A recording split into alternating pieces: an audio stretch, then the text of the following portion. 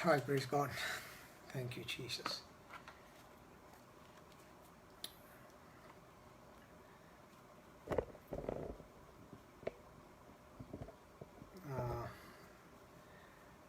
കർത്താവിന് മഹത്വം നിങ്ങളെ എല്ലാവരെയും വന്ദനം ചൊല്ലുന്നു. നമ്മൾ ചിന്തിച്ചു വരുന്ന ധ്യാനത്തിലേക്ക് വീണ്ടും ശ്രദ്ധയെ തിരിക്കുകയാണ്. കിങ്ഡം ഫാമിലി എന്ന ഒരു ദൈവരാജ്യം സംബന്ധിച്ച ഒരു കുടുംബം എന്ന ടൈറ്റിലാണ് നമ്മുടെ ധ്യാനം മുമ്പോട്ട് പോകുന്നത്. What are the speciality of A family and what are the power and purpose of the family in the kingdom. ദൈവരാജ്യം സംബന്ധിച്ച് ഒരു കുടുംബത്തിൻ്റെ ഉദ്ദേശം എന്താണ്, അതിൻ്റെ ശക്തി എന്താണ് എന്ന വളരെ വിശാലമായ ചിന്തകളാണ് നിങ്ങളുടെ മുമ്പിൽ ഞാൻ കൊണ്ടുവന്നുകൊണ്ടിരിക്കുന്നത്. നമ്മുടെ വിഷയങ്ങളെല്ലാം ദൈവ രാജ്യം സംബന്ധിച്ചായതുകൊണ്ട് നിശ്ചയമായിട്ടും ഒരു ക്രിസ്തീയ സമൂഹത്തിലെ ഏതൊരു വ്യക്തിക്കും പ്രയോജനപ്രദമായ നിലയിലാണ് ഈ കാര്യങ്ങളെ വിശദീകരിക്കുന്നത്. ഞാൻ ആരംഭമായിട്ട് എന്താണ് ഫാമിലി എന്ന് ഞാൻ പറഞ്ഞു. അത് the most influencing mountain in the kingdom of God. ദൈവരാജ്യത്തിലെ ഏറ്റവും ശക്തമേറിയ ഒരു ഇൻഫ്ലുവൻസിങ് ഫാക്ടറാണ് കുടുംബം. കുടുംബമാണ് എല്ലാറ്റിൻ്റെയും ഫൗണ്ടേഷൻ. ദൈവം ഭൂമിയിൽ സഭ സ്ഥാപിക്കുന്നതിന് മുമ്പ്, ദൈവം ഒരു രാജ്യത്തെ സ്ഥാപിക്കുന്നതിന് മുമ്പ്, ഒരു ഇൻസ്റ്റിറ്റ്യൂഷൻ ഉണ്ടാക്കുന്നതിന് മുമ്പ്, ഒരു സൊസൈറ്റി ഉണ്ടാക്കുന്നതിന് മുമ്പ്, ഭൂമിയിൽ ആദ്യം the most ancient institution in the world is family. Most ancient institution in the world family. അതുകൊണ്ടൊരു ഫാമിലിയുടെ മേലെ ഒരു സഭയ്ക്ക് അധികാരമില്ല, ഒരു സൊസൈറ്റിക്ക് അധികാരമില്ല, ഒരു കോടതിക്ക് അധികാരമില്ല, ഒരു പോലീസ് സ്റ്റേഷൻ അധികാരമില്ല. ലോകത്തിലെ ഒരു നിയമത്തിനും ഒരു കുടുംബത്തിൻ്റെ മീതെ അധികാരമില്ല. ഒരു കുടുംബത്തെ സ്പ്ലിറ്റ് ചെയ്യാനോ കുടുംബത്തെ നശിപ്പിക്കാനോ ഈ പ്രപഞ്ചത്തിലെ ഒരു ഇൻസ്റ്റിറ്റ്യൂഷനും അധികാരമില്ല. കാരണം ഇവയൊക്കെയും സ്ഥാപിക്കപ്പെടുന്നതിന് മുൻപ് സ്ഥാപിക്കപ്പെട്ട ഒന്നാണ് കുടുംബം. ഒരു സൊസൈറ്റിയുടെ നേച്ചർ ആ കുടുംബവുമായിട്ട് ബന്ധപ്പെട്ടിരിക്കുകയാണ്. ഒരു രാജ്യത്തിൻ്റെ സ്വഭാവ സവിശേഷത ആ രാജ്യത്തിൽ ജീവിക്കുന്ന കുടുംബങ്ങളുമായിട്ട് ബന്ധപ്പെട്ടിരിക്കുകയാണ്. ഒരു വ്യക്തിയുടെ സമൂഹത്തിലെ സ്വഭാവത്തിൻ്റെ സവിശേഷത അവൻ വളർന്നു വന്ന വീടുമായിട്ട് ബന്ധപ്പെട്ടിരിക്കുകയാണ്. സോ അതുകൊണ്ട് നമ്മൾ എത്ര സദ്ഗുണ പാഠശാലകൾ തുടങ്ങിയാലും, എത്ര പ്രബോധനങ്ങൾ ലോകത്ത് അവൈലബിൾ ആണെങ്കിലും, ഒരു സിറ്റിസണെ ഏറ്റവും കൂടുതൽ സ്വാധീനിക്കുന്ന ഇൻഫ്ലുവൻസിങ് ഇൻസ്റ്റിറ്റ്യൂഷൻ കുടുംബമാണ്. അപ്പം ഇന്ന് നമ്മൾ അതൊക്കെ മാറി വേറെ ചിന്തകളിലേക്ക് പോകുന്നത് കൊണ്ട് കുടുംബങ്ങളിൽ ഛിദ്രതകൾ സംഭവിക്കുന്നത്. നമ്മളിന്ന് നാട്ടിൽ കാണുന്ന ഒരുപാട് അപകടങ്ങൾ, ആത്മഹത്യകൾ, കുടുംബ ഛിദ്രത, ഡിവോഴ്സസ്, കൊലപാതകങ്ങൾ, മയക്കുമരുന്നിനും മദ്യത്തിൻ്റെയും പുറകിൽ ചെറുപ്പക്കാർ പോകുന്നത്, നമ്മൾ കാണുന്ന ലോകത്തിലെ എല്ലാ തിന്മയ്ക്കും ഒരേ ഒരു റീസൺ, ഓൺലി വൺ റീസൺ, അത് അരാജകത്വം അനുഭവിച്ച കുടുംബങ്ങളാണ്, കുടുംബ പശ്ചാത്തലമാണ്. ഒരാൾ ഏറ്റവും മാന്യനായിട്ട് വന്നെങ്കിലും അതിൻ്റെയും റീസൺ അവനെ വളർത്തിക്കൊണ്ടുവന്ന കുടുംബമാണ്. അപ്പോൾ നമ്മൾ ഏറ്റവും കൂടുതൽ ഫോക്കസ് ചെയ്യേണ്ടത് കുടുംബത്തെയാണ്. കുടുംബത്തിലേക്ക് നമ്മൾ പോകുമ്പോൾ അവിടുത്തെ ഏറ്റവും പ്രധാനപ്പെട്ട രണ്ട് വ്യക്തികളെയാണ് നമ്മൾ ഈ ദിവസങ്ങളിൽ ധ്യാനത്തിനായിട്ട് കൊണ്ടുവന്നത്. എൻ്റെ കൊച്ചറിവിൽ ഞാൻ ചില കാര്യങ്ങൾ നിങ്ങളോട് ഓർമ്മിപ്പിക്കുന്നു. നിങ്ങളുടെ ചിന്തകൾക്ക് എന്നെക്കാളും വിശാലമായിട്ട് ചിന്തിക്കാനും കാര്യങ്ങൾ അപഗ്രഥിക്കാനും കഴിവുള്ള ആളുകളാണ് എൻ്റെ മുമ്പിലുള്ളതെന്ന് എനിക്കറിയാം. അപ്പം നിങ്ങളുടെ മുമ്പിൽ ഞാൻ എൻ്റെ കാര്യങ്ങൾ പരസ്പരം ഒന്ന് ഷെയർ ചെയ്യുക എന്ന് മാത്രമേ ഉള്ളൂ. അപ്പോൾ എന്താണ് ഒരു കുടുംബത്തിൻ്റെ ഫൗണ്ടേഷൻ? ഒരു കുടുംബത്തിൻ്റെ ഏറ്റവും വലിയ ഫൗണ്ടേഷൻ, ഏറ്റവും ആധാരക്കല്ല് അല്ലെങ്കിൽ മൂലക്കല്ല് എന്ന് പറയുന്നത് ആ കുടുംബത്തിലെ അപ്പനാണ്, അല്ലെങ്കിൽ ഫാദറാണ്. അത് പുരുഷനാണ്. ഞാൻ ഇന്നലെ I was really talking to the man. I was straightly talking to man. അത് ഒരു ഇൻട്രോ പോലെ ഞാൻ നിങ്ങളുടെ മുമ്പിൽ തന്നു. കേൾക്കാത്തവർ ദയവായിട്ട് സ്ട്രെയിറ്റ് ടോക്ക് ടു മാൻ എന്ന നമ്മുടെ ലേറ്റസ്റ്റ് കഴിഞ്ഞ പ്രീവിയസ് നമ്മുടെ എപ്പിസോഡ് കേൾക്കണം എന്ന് ഓർമ്മിപ്പിക്കുന്നു. ഇന്ന് നമ്മൾ ഞാൻ നിങ്ങളുടെ മുമ്പിൽ കൊണ്ടുവരാൻ പോകുന്നത് the same way I want to talk to the woman. ഈ മെസ്സേജ് സ്ത്രീകൾ നിർബന്ധമായിട്ടും കേട്ടിരിക്കണം. സ്ത്രീകൾ കേൾക്കുന്നതിനേക്കാൾ കൂടുതൽ പുരുഷന്മാരും കേട്ടിരിക്കണം. അപ്പം രണ്ടുപേരും ഇത് കേൾക്കണം. കാരണം ഇതാർക്കും ഒഴിവാകാനായിട്ട് പറ്റില്ല. സോ ഒരു കിങ്ഡം പ്രിൻസിപ്പിൾ നിങ്ങളുടെ മുമ്പിൽ കൊണ്ടുവരാനായിട്ട് ആഗ്രഹിക്കുമ്പോൾ നിർബന്ധമായിട്ടും നിങ്ങൾ ഈ വിഷയങ്ങളിൽ ഗൗരവമായിട്ട് ഇത് കേൾക്കുകയും ജീവിതത്തിൽ അത് സ്വീകരിപ്പാനായി തയ്യാറാകുകയും ചെയ്യണമെന്ന് ഓർമ്മിപ്പിക്കും. ഇത് പറയാനുള്ള യോഗ്യത ഞാൻ കർത്താവിൽ നിന്ന് പ്രാപിച്ചതാണ്, അല്ലെങ്കിൽ ദൈവം എൻ്റെ മേൽ വെച്ചിരിക്കുന്ന അഭിഷേകമാണ്. കർത്താവിൻ്റെ മേൽ വെച്ചിരിക്കുന്ന അനോയിൻറ്റിങ്ങിൻ്റെ സപ്പോർട്ടിലാണ് ഞാൻ ഈ കാര്യങ്ങൾ നിങ്ങളോട് പറയുന്നത്. എന്താണ് ഒരു സ്ത്രീ, ഒരു പുരുഷൻ ആരാണ് എന്ന് ഞാൻ നിങ്ങളോട് ആരംഭമായിട്ട് പറഞ്ഞു. ഒരു പുരുഷൻ, ആ പുരുഷൻ്റെ കർത്തവ്യം എന്താണ്, അദ്ദേഹം ആരാണ്, ഇന്നത്തെ പുരുഷൻ്റെ അവസ്ഥ എന്താണ്, ഇതൊക്കെയും പച്ചയായ യാഥാർത്ഥ്യങ്ങളായിട്ട് ചില കാര്യങ്ങൾ സൂചിപ്പിക്കുകയുണ്ട്. അതുപോലെ തന്നെ മറ്റൊരു കോൺട്രോവേഴ്സിയാണ്, അനദർ കോൺട്രോവേഴ്സി എന്ന് പറയുന്നത് ഫീമെയിൽ കോൺട്രോവേഴ്സിയാണ്. വുമൺ, സ്ത്രീ എന്ന വിഷയത്തെ സംബന്ധിച്ച് വലിയ കോൺട്രോവേഴ്സ്യലായിട്ടുള്ള ചിന്തകളാണ് നമ്മുടെ സൊസൈറ്റിയിൽ, മതങ്ങളിൽ, സമൂഹത്തിൽ, കുടുംബത്തിൽ നിലനിൽക്കുന്നത്. ഒരർത്ഥത്തിൽ ഇന്നുവരെ കറക്റ്റായിട്ട് താങ്കൾ ആരാണെന്നും തങ്ങളുടെ പർപ്പസ് എന്താണെന്നും തങ്ങൾ എന്തിനാണ് ഭൂമിയിലായിരിക്കുന്നതെന്നും അറിയാത്ത മില്യൺസ് ഓഫ് സ്ത്രീകൾ ഈ ഭൂമിയിൽ ജീവിച്ചിരിക്കുന്നു. സ്ത്രീകളെ അടിമകളാക്കി ചിത്രീകരിക്കുന്ന മതസംവിധാനങ്ങൾ, സ്ത്രീകളെ ഇൻഫീരിയറായിട്ട് ചിത്രീകരിക്കുന്ന സമൂഹങ്ങൾ, സ്ത്രീകൾ ഒരു അധികപ്പറ്റാണെന്ന് ചിന്തിക്കുന്ന കുടുംബ പശ്ചാത്തലങ്ങൾ, സ്ത്രീ മറ്റേതൊരു വ്യക്തിയേക്കാൾ താഴ്ന്നവളാണ് എന്ന് മുദ്രകുത്തി അവളെ ഒരു സമൂഹത്തിലെ സെക്കൻഡ് കാറ്റഗറിയിലേക്ക് തള്ളിവിടുന്നതായ സംവിധാനങ്ങൾ ഒക്കെയുള്ള ഒരു ലോകത്തിലാണ്. നമ്മുടെ ഈ ലോകത്തിലെ ആർട്ട്, ഫിലിംസ്, ആർട്ട്, മ്യൂസിക്, മറ്റ് ഇതര സംവിധാനങ്ങൾ, സ്പോർട്സ്, മറ്റെല്ലാ കാര്യങ്ങളും നമ്മൾ നോക്കുമ്പോൾ നമുക്ക് മനസ്സിലാകുന്നൊരു ചിത്രം, നമുക്കതിനകത്ത് വായിച്ചെടുക്കാൻ പറ്റുന്ന ചിത്രം, ഈ ഭൂമി പുരുഷന്മാർക്ക് വേണ്ടി മാത്രം ഉണ്ടാക്കിയതുപോലെ ഒരു ധാരണ ഒരുപാട് ആളുകൾ അവരുടെ ആർട്ടിലൂടെയും ഫിലിമിലൂടെയും ഒക്കെ കാണിക്കുന്നു. സ്ത്രീ എന്ന് പറയുന്ന ആൾ അതിനകത്തില്ല, സ്ത്രീക്ക് വേണ്ടിയല്ല. ദ വേൾഡ് ഈസ് ഫോർ മാൻ എന്ന ചിന്ത, ഒരു സൈക്കോളജി, ഒരു തെറ്റായ ധാരണ അനേകരുടെ ഉള്ളിൽ വന്നിട്ടുണ്ട്. നമ്മുടെ കുടുംബത്തിൽ തന്നെ അത് ആരംഭിക്കാറുണ്ട്. നമ്മൾ വീട്ടിലൊരു കുഞ്ഞ് പെൺകൊച്ച് കരഞ്ഞാൽ അവൾ കരയട്ടെ, അവളുടെ സ്വഭാവം അങ്ങനെയാണ് എന്ന് നമ്മൾ പറയും. പെണ്ണ് കരഞ്ഞാൽ കുഴപ്പമില്ലെന്ന് പറയും. അതേസമയം ആ വീട്ടിൽ തന്നെ ഒരു ആൺകുഞ്ഞ് കരഞ്ഞാൽ അമ്മയും അപ്പനും പറയും, നിനക്ക് നാണമില്ലയോടാ, പെണ്ണുങ്ങളെപ്പോലെ എന്തിനാണ് കരഞ്ഞുകൊണ്ടിരിക്കുന്നത്. അപ്പം കുഞ്ഞിൻ്റെ മനസ്സിൽ ഒരു കൊച്ചു ചിന്ത നമ്മൾ ഇട്ട് കൊടുക്കുക, കരയുന്നത് പെണ്ണുങ്ങളാണ്. 2, പെണ്ണുങ്ങളാണ് കരയേണ്ടത്. 3, പെണ്ണുങ്ങൾ മാത്രമേ കരയാൻ പാടുള്ളൂ. 4, പെണ്ണുങ്ങൾ കരയാൻ വേണ്ടിയാണ് ഭൂമിയിൽ ജീവിച്ചിരിക്കുന്നത്. അപ്പം നമ്മൾ പറയുന്ന ഓരോ വാക്കുകൾ കൊണ്ട്, ഓരോ ചിന്തകൾ കൊണ്ട് കൊച്ചുകാലം മുതൽ പഠിപ്പിച്ചു വെച്ചിരിക്കുകയാണ് സ്ത്രീ കരയേണ്ടവളാണ്. നമ്മൾ വീട്ടിൽ ഒരു ഗ്ലാസ് വെള്ളം എടുത്തുകൊണ്ട് വാ എന്ന് പെൺകുഞ്ഞിനോട് പറയും. ആൺകുഞ്ഞിനോട് പറഞ്ഞാൽ പറയും, അവളോട് പറ, അവളാണ് അതിൻ്റെ ആൾ. അപ്പം നമ്മൾ ചെറുപ്രായം മുതൽ, പെൺകുഞ്ഞുങ്ങൾ മുതൽ അതായത് എല്ലാ മുതിർന്ന സ്ത്രീകളെയും അമർത്തി വാസ്തവത്തിൽ ഒരു ദൈവനിക്ഷേധമാണ് ഇന്ന് ലോകത്തിൽ ഈ ക്രിയേഷനെ സംബന്ധിച്ച് സംഭവിച്ചുകൊണ്ടിരിക്കുന്നത്. ചെറുപ്രായം മുതൽ ഇൻഫീരിയർ ആയിട്ടാണ് അവരെ കാണുന്നത്.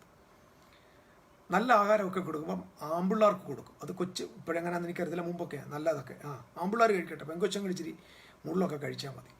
മീനൊക്കെ വാങ്ങിക്കുമ്പോൾ മീനിൻ്റെ വാലൊക്കെ പെൺകുട്ടികൾക്ക്, അതിൻ്റെ നടുക്കത്തെ കഷ്ണമല്ല ആണുങ്ങൾക്ക്. പെണ്ണുങ്ങൾക്ക് വേണേൽ തല കഴിച്ചോണം. നമ്മുടെ പഴയ ഭാഷയെ ഞാൻ പറഞ്ഞു കേട്ടോ, മീനിൻ്റെ തല പെണ്ണുങ്ങൾക്ക്, ബാക്കിയൊക്കെ ആണുങ്ങൾക്ക്. അപ്പോൾ അങ്ങനെയാണ് നമ്മൾ ഈ വിഷം കുടുംബങ്ങൾക്കകത്ത് വന്നിട്ടുണ്ട്. ഇതിനെ വളരെ നന്നായിട്ട് പരിപോഷിപ്പിക്കാൻ നമ്മുടെ സമൂഹവും സംസ്കാരവും കൾച്ചറും നന്നായിട്ട് ശ്രമിച്ചിട്ടുണ്ട്. ഇത് നന്നായിട്ട് വളമിട്ട് വളർത്താൻ നമ്മുടെ സഭകളും മതസ്ഥാപനങ്ങളും മത ആചാരങ്ങളുമൊക്കെ നന്നായിട്ട് അവരുടേതായ സംഭാവനകൾ കൊണ്ട് അതിനെ സമ്പുഷ്ടമാക്കിയിട്ടുണ്ട്. സോ ഇങ്ങനെയുള്ള ഒരു സൊസൈറ്റിയിലാണ് നമ്മൾ ജീവിക്കുന്നത്. ഒരർത്ഥത്തിൽ സ്ത്രീയെ സംബന്ധിച്ചിടത്തോളം അവളും വഴിമധ്യയെ അല്ലെങ്കിൽ നാൽക്കവലയിൽ എന്താണെന്നറിയാതെ, എന്തിനാണെന്നറിയാതെ ആരാണെന്നറിയാതെ ഒരർത്ഥത്തിൽ ആരുടെയോ അടിമയായി ജീവിക്കുന്ന ഒരു കാലഘട്ടം. ലോകത്തിലെ ഏറ്റവും വലിയ ഒരു മതമായ ഒരു മതത്തിൻ്റെ ഗ്രന്ഥത്തിൽ അവരുടെ പഠിപ്പീരനുസരിച്ച് സ്ത്രീ എന്ന് പറയുന്നത് ഒരു കൃഷിസ്ഥലമാണ്. എന്ന് പറഞ്ഞാൽ ഒരു കർഷകന് വിത്ത് കൊണ്ട് വിതച്ച് ഫലമെടുക്കാനുള്ള കൃഷിസ്ഥലമായിട്ട് സ്ത്രീയെ കാണുന്നതായ മതങ്ങൾ.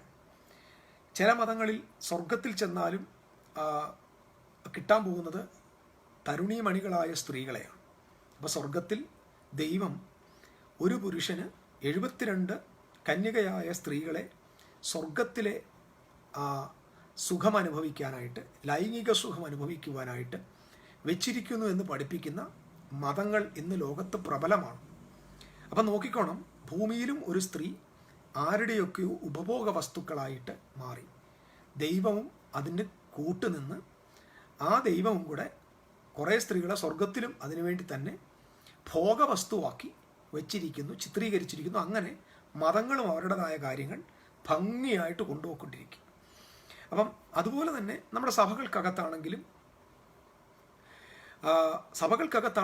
സ്ത്രീ മൗനമായിട്ടിരിക്കട്ടെ, സ്ത്രീ മിണ്ടാതിരിക്കട്ടെ എന്ന് പറഞ്ഞ് സ്ത്രീയെ താക്കീത് ചെയ്യുന്നതായ വേദവാക്യങ്ങളുണ്ട്. സ്ത്രീ മിണ്ടിപ്പോകരുത്. അതുപോലെ തന്നെ സ്ത്രീ തലയിൽ തുണിയിടണം, സ്ത്രീ എപ്പോഴും കീഴടങ്ങിയിരിക്കണം, സ്ത്രീയാണ് അനങ്ങിപ്പോകരുത്, സ്ത്രീയുടെ ശബ്ദം ഇവിടെ കേൾക്കരുത്, സ്ത്രീകൾക്ക് സംസാരിക്കാൻ അധികാരമില്ല എന്നിങ്ങനെ അടിച്ചമർത്തലുകളുടെ ഒരു സമൂഹത്തിലാണ് ഞാൻ നിൽക്കുന്നത്. Today I am directly talking to the women, those who are created by the Almighty God for a purpose, with the potential and with the full blueprint of the Almighty God. സർവശക്തിയുള്ള ദൈവത്തിൻ്റെ കയ്യിൽ നിന്ന് കൃത്യമായ blue പ്രിൻ്റോടെ ദൈവം സൃഷ്ടിച്ച ദൈവത്തിൻ്റെ വളരെ പ്രാധാന്യമുള്ള ഒരു സൃഷ്ടിയോടാണ് ഞാനിന്ന് സംസാരിച്ചു കൊണ്ടിരിക്കുന്നത്. ഇതിന് പുരുഷന്മാരുടെ കാതുകളിൽ ഇത് എത്തണം, നിർബന്ധമായിട്ടും സ്ത്രീകളുടെ കാതിലും ഈ ചിത്രം എത്തണം. ഞാൻ പറഞ്ഞല്ലോ, മതങ്ങൾ നന്നായിട്ട്, ക്രിസ്തീയ മതവും ക്രിസ്തു മതവും നന്നായിട്ട് സ്ത്രീകളെ അമർത്താൻ, ഒതുക്കാൻ പരിധിവരെ നമ്മൾ ചെയ്തിട്ടുണ്ട്, അല്ലെങ്കിൽ നമുക്ക് ചെയ്യാവുന്ന സംഭാവന ഇന്നും ചെയ്തുകൊണ്ടിരിക്കുകയാണ്. നമ്മുടെ വീട്ടിൽ നമുക്ക് അമ്മ വലിയവരാണ്, അമ്മയെ ഭയങ്കരമായിട്ട് ബഹുമാനിക്കും. പക്ഷേ അമ്മ ഒരു കാലം കഴിയുമ്പോൾ നമുക്ക് അധികപ്പറ്റായി മാറുകയാണ്. പല കാര്യങ്ങൾക്കും സ്ത്രീകൾക്ക് സ്ഥാനമില്ലാത്തൊരു കാലത്തിലേക്ക് പോവുകയാണ്. എന്നാൽ വിശുദ്ധ ബൈബിളിൽ സ്ത്രീകൾക്ക് ഏറ്റവും മാന്യമായ സ്ഥാനവും ഏറ്റവും കൃത്യമായ ദൈവബോധ്യവും കൊടുത്ത ആളാണ് നമ്മുടെ കർത്താവായ യേശുക്രിസ്തു. യേശുക്രിസ്തുവിൻ്റെ ഫോളോവേഴ്സ്, ദൈവരാജ്യത്തിൻ്റെ പൗരന്മാർ, ദൈവരാജ്യത്തെ ഭൂമിയിലേക്ക് കൊണ്ടുവരേണ്ട ഉത്തരവാദിത്വമുള്ള കിങ്ഡം സിറ്റിസൺസ് ഈ വിഷയങ്ങളിൽ അല്പം കൂടെ ജാഗ്രത പുലർത്തണം എന്നാണ് എനിക്ക് നിങ്ങളോട് പറയാനുള്ളത്. ഞാൻ ഇന്ന് ചില കാര്യം, ഞാൻ പറഞ്ഞ എല്ലാ വിഷയങ്ങളും വലിയ വിശാലമായ വിഷയങ്ങളാണ്. ഞാനൊരു ദിവസം മൊത്തം ഇരുന്ന് പഠിക്കുമ്പോൾ എനിക്ക് കിട്ടുന്ന ചിന്തകളും എൻ്റെ നോട്ട്സും ഒരുപോലെ ഇങ്ങോട്ട് പ്രസംഗിച്ചാൽ നമുക്ക് മണിക്കൂറുകൾ ഇങ്ങനെ പറഞ്ഞു പോകേണ്ടി വരും. അതുകൊണ്ട് നമ്മളിപ്പോൾ ഈ പറയുന്ന കാര്യം മാത്രമേ ഉള്ളൂ എന്ന് ചിന്തിക്കരുത്. ഞാൻ ചെറിയൊരു ഇൻട്രൊഡക്ഷൻ മാത്രമേ, എന്നേക്കാൾ വിദ്യാസമ്പന്നരും ചിന്താ കഴിവുള്ളവരും വായനാശീലമുള്ളവരുമൊക്കെ ആയ ആളുകളോട് ഞാൻ എനിക്കുള്ള പരിമിതികൾ അറിഞ്ഞുകൊണ്ട് തന്നെയാണ് ഞാൻ സംസാരിക്കുന്നത്. പക്ഷേ ദൈവം എനിക്ക് നൽകിയ ഒരു റെസ്പോൺസിബിലിറ്റി ആയിട്ട് ആസ് എ കിങ്ഡം സിറ്റിസൺ എന്ന നിലയിലാണ് ഞാനിത് നിങ്ങളോട് പറയുന്നത്. നമ്മൾ പഴയ കാലത്ത് പഠിച്ചാൽ, നിങ്ങൾ നോക്കിയ ബൈബിളിൽ പുരുഷന്മാരെക്കാൾ കൂടുതൽ സ്ത്രീകളെ ആക്റ്റീവായിട്ട് നമുക്ക് ആദ്യ സഭകളിലെ ആദ്യ പുസ്തകങ്ങളിൽ, പഴയ നിയമ പുസ്തക താളുകളിൽ കാണാൻ പറ്റും. ഒട്ടകങ്ങളെ മേയിക്കുന്ന സ്ത്രീകളെ കാണാൻ പറ്റും, ആടുകളെ മേയിക്കുന്ന സ്ത്രീകളെ കാണാൻ പറ്റും, പല പല വർക്കുകൾ ചെയ്യുന്ന സ്ത്രീകളെ കാണാൻ പറ്റും. അതായത് പഴയ നിയമ കാലഘട്ടങ്ങളിൽ യഹൂദ മതം പ്രബലമായിട്ട് വരുന്നത് വരെ പല സ്ഥലങ്ങളിലും സ്ത്രീകൾക്ക് പ്രോമനൻ്റ് ആയിട്ടുള്ള സ്ഥാനമുണ്ടായിരുന്നു. നമുക്കറിയാം, ഇസഹാക്കിന് പെണ്ണ് ചോദിച്ചുകൊണ്ട് എലിയാസർ പോകുമ്പോൾ റെബേക്ക ആടുകളോടുകൂടെ ആയിരിക്കുക. ഒട്ടകത്തിന് നമുക്കറിയാം, ഒട്ടകത്തിന് വെള്ളം കൊടുക്കാനായിട്ട് വന്ന് നിൽക്കുക. മോസസ് മിദ്യാനിലേക്ക് ഓടിപ്പോകുമ്പോൾ ഇത്രോയുടെ മകള് ആടുകൾക്ക്, അതായത് ആടുകളെ മേയിച്ചിരിക്കുന്ന ആളുകളായിട്ട്, ജോലി ചെയ്യുന്ന ആളുകളായിട്ട് നമുക്ക് സ്ത്രീകളെ കാണാൻ പറ്റും. പക്ഷെ കുറച്ച് കാലം കഴിഞ്ഞപ്പോൾ സ്ത്രീകൾ കൂടാരത്തിനകത്ത് മാത്രം ഒതുങ്ങുന്നവരായിട്ട് മാറി. സ്ത്രീകളെ കൂടാരത്തിനകത്ത് ഒതുക്കി. അവർ വീടിനകത്തിരുന്നോണം, വീടിൻ്റെ പുറത്തിറങ്ങാൻ പാടില്ല, അതിൻ്റെയൊക്കെ ചിത്രങ്ങളാണ് നമുക്ക് ഈ മുഖംമൂടി ഇട്ട സ്ത്രീകൾ, പർദ്ദ ഇട്ട സ്ത്രീകൾ. ഇതൊക്കെ ഭക്തിയൊന്നുമല്ല, ഇതൊക്കെ സ്ത്രീകൾക്ക് നേരെയുള്ള ശക്തമായ നിലയിലുള്ള അടിമത്തവും അടിച്ചമർത്തലുകളുമാണ്. ഒരു സ്ത്രീയുടെ മുഖം കാണാം എന്ന് പറഞ്ഞാൽ അവൻ്റെ ഭാര്യയുടെ മുഖം ലോകത്തിൽ ആരെയും കാണിക്കരുത്, അവന് ലോകത്തിലെല്ലാ പെണ്ണുങ്ങളുടെ മുഖം കാണാം. ഇത് കൃത്യമായ നിലയിൽ സ്ത്രീകൾക്ക് വിരോധമായിട്ടുള്ള, അതിനി ദൈവത്തിൻ്റെ പേരും മതത്തിൻ്റെ പേര് പറഞ്ഞിട്ട് കാര്യമില്ല, ഇതൊക്കെ പുരുഷൻ്റെ നാരോ മൈൻഡിൽ നിന്നുണ്ടായി വന്ന വികൃതമായ സംസ്കാരങ്ങളാണ്. യഹൂദ സംസ്കാരത്തിലും ഒരുപാട് കാര്യങ്ങളുണ്ട്. യഹൂദൻ്റെ സംസ്കാരത്തിൽ ഒരിക്കലും സ്ത്രീക്ക് മുടി അഴിച്ചിടുവാനുള്ള അധികാരം ഉണ്ടായിരുന്നില്ല. മുടി അഴിച്ചിടുക എന്ന് പറഞ്ഞാൽ അവളൊരു തെറ്റായ സ്ത്രീ എന്ന് ധരിക്കുന്ന നിലയിലായിരുന്നു. അവൾ ഒരിക്കലും അവളുടെ മുടിക്കെട്ടുകൾ അഴിച്ചിടാനായിട്ട് പാടില്ല. അവൾ ആദ്യമായിട്ട് പരസ്യമായിട്ട് മുടി അഴിച്ചിടേണ്ടത് അവൾ വിവാഹം ചെയ്യുന്ന രാത്രിയിൽ അവളുടെ ഭർത്താവിൻ്റെ മുമ്പിലാണ്. അതുകൊണ്ടാണ് കർത്താവായ യേശുക്രിസ്തുവിൻ്റെ പാദത്തിൽ സ്വച്ഛജടമാംസ തൈലം കൊണ്ട് പൂശി, കണ്ണുനീർ കൊണ്ട് തുടച്ച്, ആ തൈലം കൊണ്ട് പൂശി അവളുടെ മുടി കൊണ്ട് അഴിച്ച് യേശുവിൻ്റെ പാദത്തെ തുടയ്ക്കുമ്പോൾ അവളെ പാപിനിയായ സ്ത്രീ എന്നും മറ്റും ആക്ഷേപിപ്പാനുള്ള കാരണം പരസ്യമായിട്ടൊരിക്കലും ഒരു സ്ത്രീ അവളുടെ മുടി അഴിച്ചിടത്തില്ല. അപ്പോൾ മുടി അഴിച്ചിടാനായിട്ട് പാടില്ല. 2, അവളുടെ മുടി ലോകത്തെ കാട്ടാൻ പാടില്ല എന്ന് യഹൂദൻ്റെ സംസ്കാരമുണ്ടായിരുന്നു. ആ സംസ്കാരത്തിനകത്ത് അവൾ തലയിൽ മൂടുപടമിടണമായിരുന്നു. അതേ ചിത്രം ഇന്ന് ക്രൈസ്തവൻ നന്നായിട്ട് അവൻ്റെ മതത്തിൻ്റെ ആചാരമായിട്ടും ഏതോ വലിയ എന്തോ സംഭവമായിട്ടും ആഘോഷിക്കുന്നൊരു കാലഘട്ടത്തിലാണ്. ഒരു സ്ത്രീക്ക് കണ്ണടച്ച് പ്രാർത്ഥിക്കണേ, തല തുണി വേണം എന്ന് നിഷ്കർഷിക്കുന്ന, നിർബന്ധം പിടിക്കുന്ന മതനേതാക്കന്മാരുടെ നാട്ടിലാണ് നമ്മൾ ജീവിക്കുന്നത്. ഒരു കല്യാണത്തിന് ഒരു സ്ത്രീ പോയി നിന്നാലും തലയിൽ തുണിയിടണം, മരണവീട്ടിൽ പോയി നിന്നാലും തലയിൽ തുണിയിടണം. നിങ്ങൾ കണ്ടിട്ടില്ലേ? ഞാൻ കണ്ടിട്ടുണ്ട്. കല്യാണ വീട്ടിൽ നിന്നും പറയുന്ന ഇവിടെ ഒരു വിശുദ്ധ സ്ഥലമാകിയാൽ സ്ത്രീകൾ തലയിൽ തുണിയിടണം. വിശുദ്ധ സ്ഥലത്ത് ബൈബിൾ എഴുതിക്കൊണ്ട് വിശുദ്ധ സ്ഥലമാകിയാൽ കാലിൽ ചെരുപ്പഴിച്ച് കളയാൻ ബൈബിളുണ്ട്. പക്ഷേ വിശുദ്ധ സ്ഥലമാകിയാൽ സ്ത്രീകൾ തലയിൽ തുണിയിടണമെന്ന് ബൈബിൾ വാക്യമില്ല. അപ്പോൾ വാക്യങ്ങളെടുത്ത് നമ്മൾ ഏതൊക്കെ നിലയിൽ ഒരു സ്ത്രീയെ അടിച്ചമർത്താൻ പറ്റുമോ ആ നിലയിലെല്ലാം നമ്മൾ ചെയ്തുകൊണ്ടിരിക്കുക. അപ്പം മതങ്ങൾ അതിന് നന്നായിട്ട് പ്രയത്നിക്കുന്നുണ്ട് എന്നത് യാഥാർത്ഥ്യമാണ്. എന്നാൽ ഒരു പുരുഷനെയും സ്ത്രീയെയും തമ്മിൽ നമ്മൾ വിശുദ്ധ ബൈബിളിൻ്റെ ബേസിലാണ് പഠിപ്പിക്കേണ്ടത്. അപ്പോൾ ഇത് പഠിപ്പിക്കാനുള്ള അവകാശവും അധികാരവും ദൈവം അഭിഷേകത്താൽ നൽകിയെന്ന ഉറപ്പെനിക്കുള്ളത് കൊണ്ട് മാത്രം ദൈവകൃപയിൽ ആശ്രയിച്ച് ഞാനിത് നിങ്ങൾക്ക് കൈമാറുന്നു എന്നേ ഉള്ളൂ. നമുക്കറിയാം ഒരു സ്ത്രീ ആരാണ് എന്ന പൊതുധാരണകൾ ഞാൻ 1-2 കാര്യം ഇങ്ങനെ എഴുതി വെച്ചിട്ടുണ്ടെന്ന് വായിക്കും. 1, സ്ത്രീ എന്ന് പറഞ്ഞാൽ ഒരു പുരുഷൻ്റെ പേഴ്സണൽ പ്രോപ്പർട്ടിയാണ്. പേഴ്സണൽ പ്രോപ്പർട്ടി, അതിൻ്റെ ഒരുപാട് ഉദാഹരണങ്ങൾ ഞാൻ പറഞ്ഞത്. അതുകൊണ്ടാണ് അവൾ മുഖം മൂടണം. ഞാൻ കണ്ടിട്ടുണ്ട്, നിങ്ങൾ അറബി നാട്ടുകളിലൊക്കെ ചെന്നാൽ സ്ത്രീയുടെ കണ്ണ് മാത്രമേ മൂടാൻ പാടുള്ളൂ. ഒക്കെ ആഹാരം പോലും കഴിക്കണമെങ്കിൽ അത് മാറ്റിയാണ് കഴിക്കുന്നത്. ഒരു വലിയ ബന്ധനത്തിലാണ് ആ സ്ത്രീ ജീവിക്കുന്നത്. പേഴ്സണൽ പ്രോപ്പർട്ടിയാണ്. അല്ലെങ്കിൽ അടുത്തത്, അവൾ അടിമത്തം അനുഭവിക്കേണ്ടവളാണ്, ഒരു സ്ലേവാണ്. അല്ലെങ്കിൽ അവൾ ബ്രൂട്ടാലിറ്റിക്ക് വിധേയപ്പെടേണ്ടവളാണ്, അല്ലെങ്കിൽ അവൾക്ക് ഉപദ്രവമേറ്റാലൊന്നും കുഴപ്പമില്ല. അവൾ ഇങ്ങനെ പഠിപ്പിക്കുന്നുണ്ട്, സബ്ഹ്യൂമന, അതായത് സാധാരണ ഒരു മനുഷ്യനൊന്നുമല്ല, മനുഷ്യനേക്കാൾ ചെറിയ താന്നൊരു ജാതിയാണ് സ്ത്രീയെ.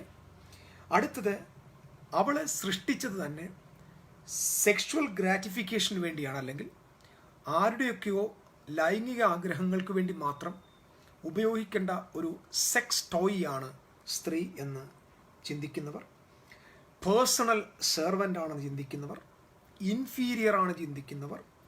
അടുത്ത ചില പറഞ്ഞു സ്ത്രീക്ക് ബുദ്ധിയില്ല, അവൾ അൺഇൻ്റലിജൻ്റ് ആണ് എന്ന് ചിന്തിക്കുന്നവർ. വേറെ ബൈബിളിൽ ഒരു വാക്കെടുത്തിട്ട് സ്ത്രീ ബലഹീനമാണ്, അവൾ വീക്കാണ് എന്ന് പഠിപ്പിക്കുന്നവർ. അബ്യൂസ് അല്ലെങ്കിൽ വർത്തി ഓഫ് അബ്യൂസ്, അവൾ അബ്യൂസ് ചെയ്യപ്പെടേണ്ടവളാണ്, 2 കൊടുത്താലും കുഴപ്പമില്ല, അവളെ പിടിച്ചവിടെ ഇരുത്തിക്കണം, ഇങ്ങനെ ചിന്തിക്കുന്ന ഒത്തിരി ആളുകൾ.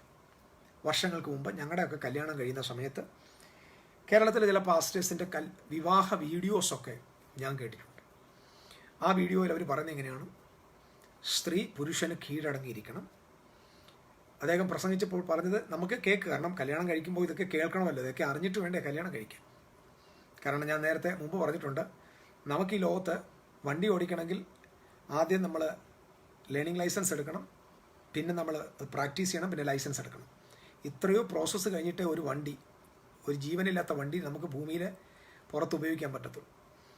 എന്നാൽ വിവാഹത്തിന് മാത്രം ഒരു ട്രെയിനിങ്ങും ഇല്ലാത്ത ലോകത്താണ് നമ്മൾ ജീവിക്കുന്നത്. എന്തിനാണ് കല്യാണം? കറക്റ്റായിട്ട് ഈ ചോദ്യത്തിന് ആൻസർ പറയാവുന്ന ആരും ഇതിനകത്തുമില്ല, എനിക്കറിയത്തുമില്ല. എന്തിനാണ് വിവാഹം എന്നതിന് യഥാർത്ഥ ആൻസർ ഇതുവരെ ആരും പറഞ്ഞിട്ടില്ല. അപ്പോൾ അങ്ങനെയുള്ളൊരു കാലത്ത് വിവാഹത്തിന് അല്ലെങ്കിൽ വിവാഹ വിഷയങ്ങൾ പോലും ഇഷ്ടത്തിനനുസരിച്ച് ആളുകൾ കൊണ്ടുപോകുക, എന്തിനാ കല്യാണം കഴിക്കുന്നത് അറിയാതെ ആളുകൾ വിവാഹം കഴിക്കുന്ന ഒരു കാലഘട്ടം. അപ്പോൾ നമ്മൾ വിവാഹത്തെക്കുറിച്ച് അറിയാനുള്ള ആ പ്രായത്തിൽ കിട്ടിയ വീഡിയോസൊക്കെ വായിച്ചപ്പോൾ പറഞ്ഞതിങ്ങനെയാണ്, സ്ത്രീയെ അവൾ കീഴടങ്ങിയിരിക്കണം. ഇതൊന്നും വേറൊന്നും പഠിപ്പിക്കത്തില്ല, നമ്മൾ സ്ത്രീയെ കീഴടങ്ങണം. ഞാൻ വളരെ ബാലിശമാണ്, നമ്മുടെ സഭകളും നമ്മുടെ കർത്തദാസന്മാരും ഒക്കെ ഈ വിഷയങ്ങളിൽ വെരി പുവറാണ്. വെരി പുവർ എന്ന് പറഞ്ഞാൽ അത് പാസ്റ്ററായാലും അച്ഛനായാലും വളരെ വളരെ ദയനീയമാണ്. ഇവരുടെ പഠനം കൊണ്ട് നമുക്കൊരിക്കലും ജയിക്കാനോ ജീവിക്കാനോ പറ്റില്ല. അത്രയ്ക്കും വളരെ നിലവാരം താണ രീതിയിലാണ് ഇവരുടെ പഠനങ്ങൾ പോകുന്നത്. കൂടുതൽ വിവാഹ ആളുകളുടെ പ്രസംഗം കേൾക്കുമ്പോൾ ഞാൻ കേട്ടിട്ടുള്ളത്, ഇച്ചിരി ലൈംഗിക ചുവയുള്ള തമാശകൾ അടിച്ച് സന്തോഷം നിർവൃതി കൊള്ളുന്ന ആളുകൾ, അവിടെ ഇരിക്കുന്ന പെണ്ണിനെ ആക്കുക, ചെറുക്കനെ ആക്കുക, അതിനകത്തൊരു ആനന്ദം കണ്ടെത്തുന്ന പാസ്റ്റർമാർ. ആരും ഒരു ദൈവരാജ്യത്തിൻ്റെ പ്രിൻസിപ്പിൾസോ കുടുംബജീവിതത്തിൻ്റെ പ്രിൻസിപ്പിൾസോ ഗൗരവമായിട്ട് പറയുന്നത് ഞാൻ കേട്ടിട്ടില്ല, സത്യമായിട്ടും കേട്ടിട്ടില്ല. കഴിഞ്ഞ 32 വർഷത്തെ എൻ്റെ ജീവിതാനുഭവം കൊണ്ട് ഞാൻ പറയാം, ഞാൻ കേട്ടിട്ടില്ല. തമാശ പറയുന്നവരെ കേട്ടിട്ടുണ്ട്. അപ്പോൾ ഈ വീഡിയോയിൽ ഇങ്ങനെ പറഞ്ഞത്, ഭാര്യ എന്ത് വേണം, കീഴടങ്ങണം. കീഴടങ്ങിയില്ലെങ്കിൽ നിങ്ങൾ കീഴടക്കണം. അത് യുദ്ധം ചെയ്താണെങ്കിൽ വേണമെങ്കിലും കീഴടക്കണം. ഭാര്യ എന്ന് പറഞ്ഞാൽ കീഴടങ്ങിയിരിക്കണം. അപ്പം നമ്മുടെ ഉള്ളിൽ കേൾക്കുന്ന സന്ദേശങ്ങൾ എന്നാണ് കീഴടക്കണം. ചെറുപ്പക്കാരാണ്, പാസ്റ്റർമാർ ദൈവദൂതന്മാരെ പോലെ നമ്മൾ കരുതുന്നു, ഇന്നും കരുതുന്നുണ്ട് കേട്ടോ. ആ സാഹചര്യത്തിലാണ് പറയുന്നത് നിങ്ങൾ കീഴടക്കണം. അപ്പോൾ എന്നെ കേട്ടുകൊണ്ടിരിക്കുന്ന പലരും ഇത് കേട്ടിട്ടുണ്ടായിരിക്കും, നിങ്ങൾ ശ്രമിച്ചിട്ടുണ്ടായിരിക്കും, അവസാനം നിങ്ങൾ തോറ്റിട്ടുണ്ടായിരിക്കും. അടക്കുക എന്ന് പറയുന്നത് പുരുഷൻ്റെ ഒരു ജോലിയായിട്ട് മാറി. അതിന് അവൾ എന്തെങ്കിലും ഒരു കാര്യം പറഞ്ഞാൽ നമ്മൾ അനുസരിക്കത്തില്ല. ഒരു ഭാര്യ എന്തെങ്കിലും ഒരു കാര്യം പറഞ്ഞാൽ അത് അവൾ ഡോമിനേറ്റ് ചെയ്താണെന്നൊരു തോന്നൽ, അല്ലെങ്കിൽ അത് സത്യമാണോ എന്നൊരു തോന്നൽ. കാരണം നമ്മുടെ മനസ്സിലെന്തോ അവൾ അൺഇൻ്റലക്ച്വൽ ആണ്, കഴിവില്ലാത്തവളാണ് എന്നൊരു തോന്നൽ. ഇങ്ങനെയൊക്കെ ഒത്തിരി തോന്നലുകൾ, ഒരുപാട് ധാരണകൾ നമ്മളെ പഠിപ്പിച്ചിരിക്കുക. അപ്പം ഞാൻ ഇതെല്ലാം കൂടെ പഠിച്ച വുമണിൻ്റെ കാര്യത്തിനകത്ത് PhD എടുത്ത ആളൊന്നുമല്ല. നിങ്ങളെപ്പോലെ തന്നെ ഞാനും ഒരു സാധാരണ മനുഷ്യനാണ്. പക്ഷെ ദൈവരാജ്യം പ്രസംഗിക്കാൻ ദൈവം എന്നെ വിളിച്ചു. ഈ ദൈവരാജ്യം പ്രസംഗിക്കുന്നതിനകത്ത് ഇങ്ങനൊരു കാര്യം കൂടെ വേണമെന്ന് എനിക്ക് ഈ കൊറോണ കാലത്ത് തോന്നി. സത്യം പറയാം, നമുക്ക് ഗിദയോനും മോശയും ഏലിയാവും ഏലീശായും ഇതെല്ലാവരും ഉള്ളത്, അവരെയൊക്കെ പ്രസംഗിക്കാൻ നമുക്ക് ഈസി ആയിട്ട് പറ്റും. പക്ഷേ ഈ വിഷയങ്ങൾ കിങ്ഡം ഓഫ് ഗോഡിനകത്ത്, ദൈവരാജ്യം എന്ന വിഷയത്തിനകത്ത് വളരെ ഗൗരവമുള്ള വിഷയം ഏലിയാവിൻ്റെ പുതപ്പും യവത്തപ്പവും മോശയുടെ വടിയും ഒന്നും അല്ലെന്നും ഇതുപോലുള്ള പ്രിൻസിപ്പിൾസാണ് വലുതെന്ന് മനസ്സിലാക്കിയത് കൊണ്ട് ഒരു ശ്രമമാണ് ഞാൻ ചെയ്യുന്നത്. അപ്പം കീഴടക്കാനായിട്ടുള്ള ശ്രമം, അതിനുവേണ്ടി നമ്മൾ മല്ലിടുകയാണ്, നമ്മൾ സുപ്പീരിയോറിറ്റി വളരുകയാണ്. ഇങ്ങനെ ഒരു തെറ്റായ പഠനം ക്രിസ്തീയ സമൂഹം നമ്മുടെ ചെവികളിൽ ഓതിത്തുന്നുണ്ട്. എൻ്റെ ചെറുപ്പക്കാരെ, സഹോദരന്മാരെ, നിങ്ങളുടെ കാതുകളിൽ അങ്ങനെ ഒരു ചിത്രമുണ്ടെങ്കിൽ നിങ്ങളതിനെ പാടേ മറന്നു കളയണം. കാരണം അടുത്തത് രണ്ടാമത് അവർ പറയുന്ന ചിത്രം ഇങ്ങനെയാണ്, കുടുംബജീവിതം അത് ഒരു അഡ്ജസ്റ്റ്മെൻറ്റാണ്. ശരിയായിരിക്കും ഈ പ്രസംഗിച്ച ഉപദേശിക്ക്, അത് അഡ്ജസ്റ്റ്മെൻറ്റാണ്. അഡ്ജസ്റ്റ്മെൻ്റ് എന്ന് പറഞ്ഞു കഴിഞ്ഞാൽ ഒരു കസേരയിൽ 2 പേർ ഇരിക്കുന്നതിൻ്റെ പേരാണ് അഡ്ജസ്റ്റ്മെൻറ്റ്. കാരണം അവർക്ക് 2 പേരും കംഫർട്ടബിൾ അല്ല. കുടുംബജീവിതം അഡ്ജസ്റ്റബിൾ ആണെങ്കിൽ കുടുംബജീവിതത്തിനകത്ത് ഒരിക്കലും കംഫർട്ടോ ഫ്രീഡമോ ആനന്ദമോ സന്തോഷമോ കാണാൻ പാടില്ല. ഒരിക്കലും കുടുംബജീവിതം അഡ്ജസ്റ്റ് ചെയ്ത് പോകരുത്. ഇത് കേൾക്കണം, അഡ്ജസ്റ്റ്മെൻറ്റ് വേണ്ട. കാരണം അഡ്ജസ്റ്റ്മെൻറ്റ് വേണ്ടാത്ത ഒന്നാണ് ദൈവത്തിൻ്റെ കുടുംബജീവിതം. കാരണം പുരുഷന് കുടുംബത്തിലൊരു സ്പേസ് ഉണ്ട്.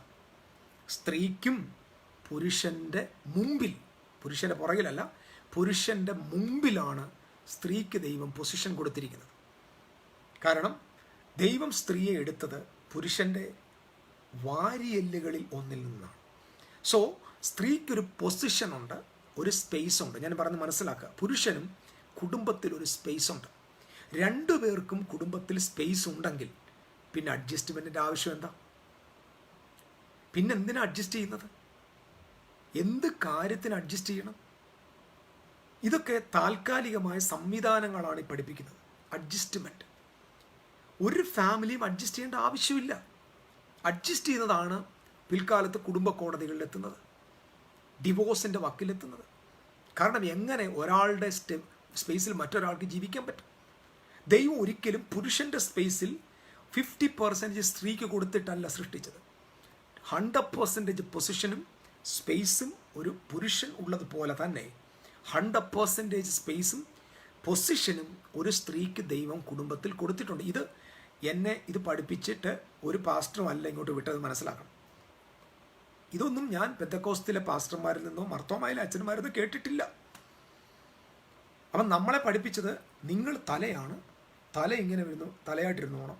അപ്പം നമ്മൾ അഹന്തയും ഒരുമാതിരി അനാവശ്യമായ ചിന്താഗതികളുമാണ് നമ്മുടെ ഉള്ളിൽ ഇത് മുഖാന്തരം വളർന്നു വരുന്നത്. അപ്പോൾ എന്നാൽ വുമൺ എന്താണ്, അവരാരാണ്, അവരുടെ സൃഷ്ടിപ്പ് എന്താണ്, അവരുടെ പർപ്പസ് എന്താണ് എന്നത് നമ്മൾ നിശ്ചയമായിട്ടും അറിയേണ്ട കാര്യമാണ്.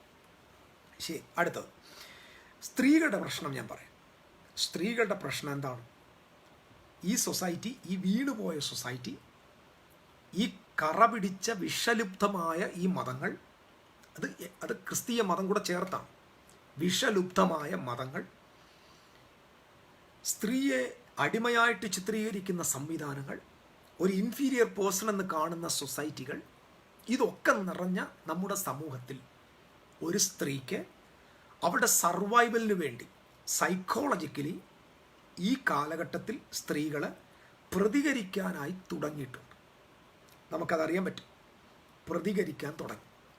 ഞാൻ മുമ്പ് പറഞ്ഞു, കുറേ വർഷങ്ങൾക്ക് മുമ്പ്, ഒരു 10-30 വർഷത്തിന് മുമ്പ് ഒരു സ്ത്രീ ജീവിച്ചിരുന്നത് പുരുഷൻ്റെ പ്രൊവിഷൻ്റെയും പ്രൊട്ടക്ഷൻ്റെയും കീഴിലാണ്.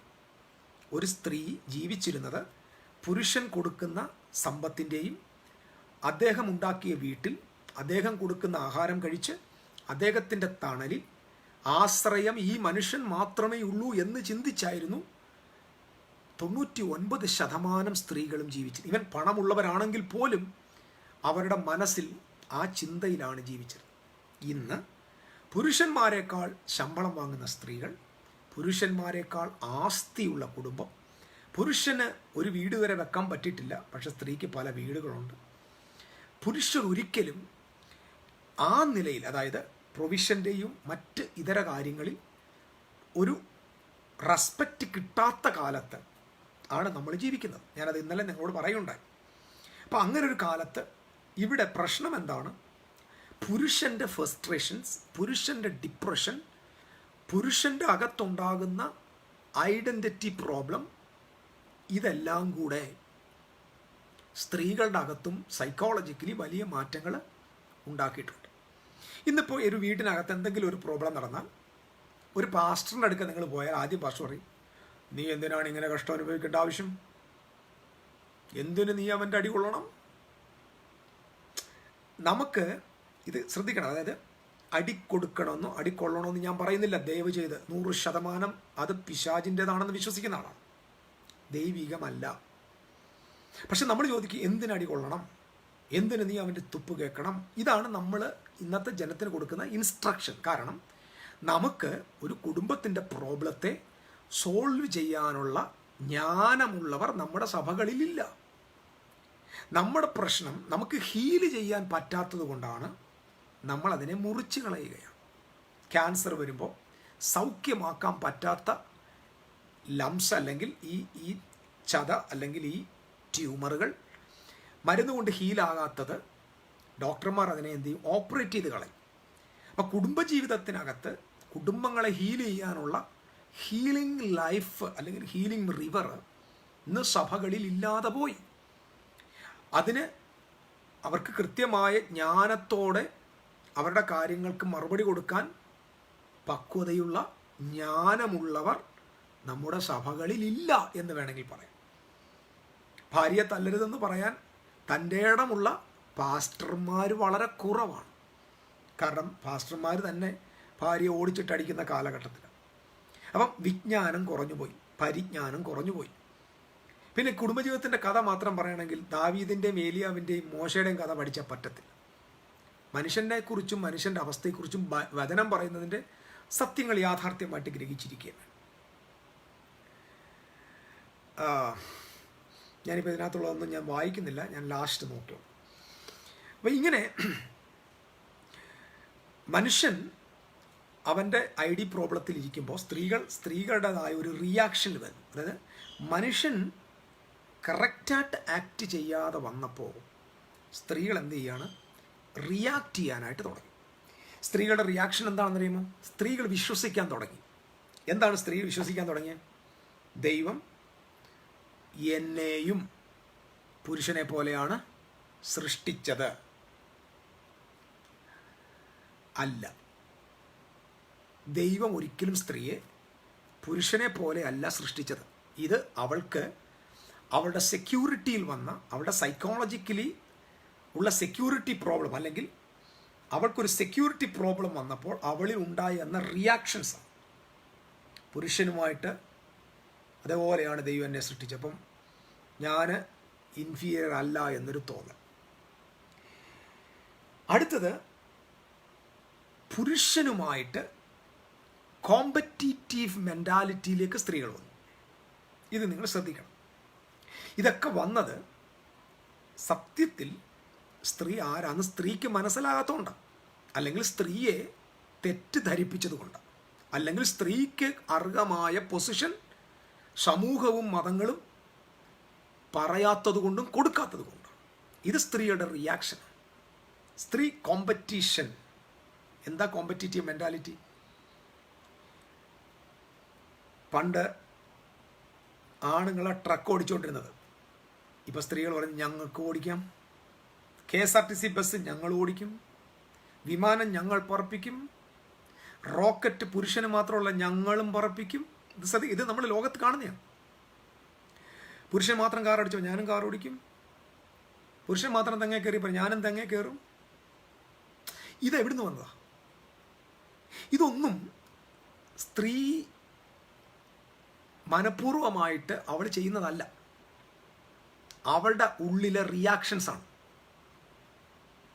പുരുഷന് ചെയ്യേണ്ടതായ ചില കാര്യങ്ങളുണ്ട്, അത് സ്ത്രീ ചെയ്യരുതെന്നല്ല ഞാൻ പറഞ്ഞത്. ഞാൻ ഇന്ന് പറഞ്ഞതിൻ്റെ കാരണം, ഇന്ന് ഒരു കാലത്ത് പുരുഷന്മാർ മാത്രം ചെയ്തുകൊണ്ടിരുന്ന പ്രവൃത്തികൾ സ്ത്രീകൾ ചെയ്യുന്നെങ്കിൽ അതൊരിക്കലും സ്ത്രീക്ക് കഴിവ് കൂടിയത് കൊണ്ടോ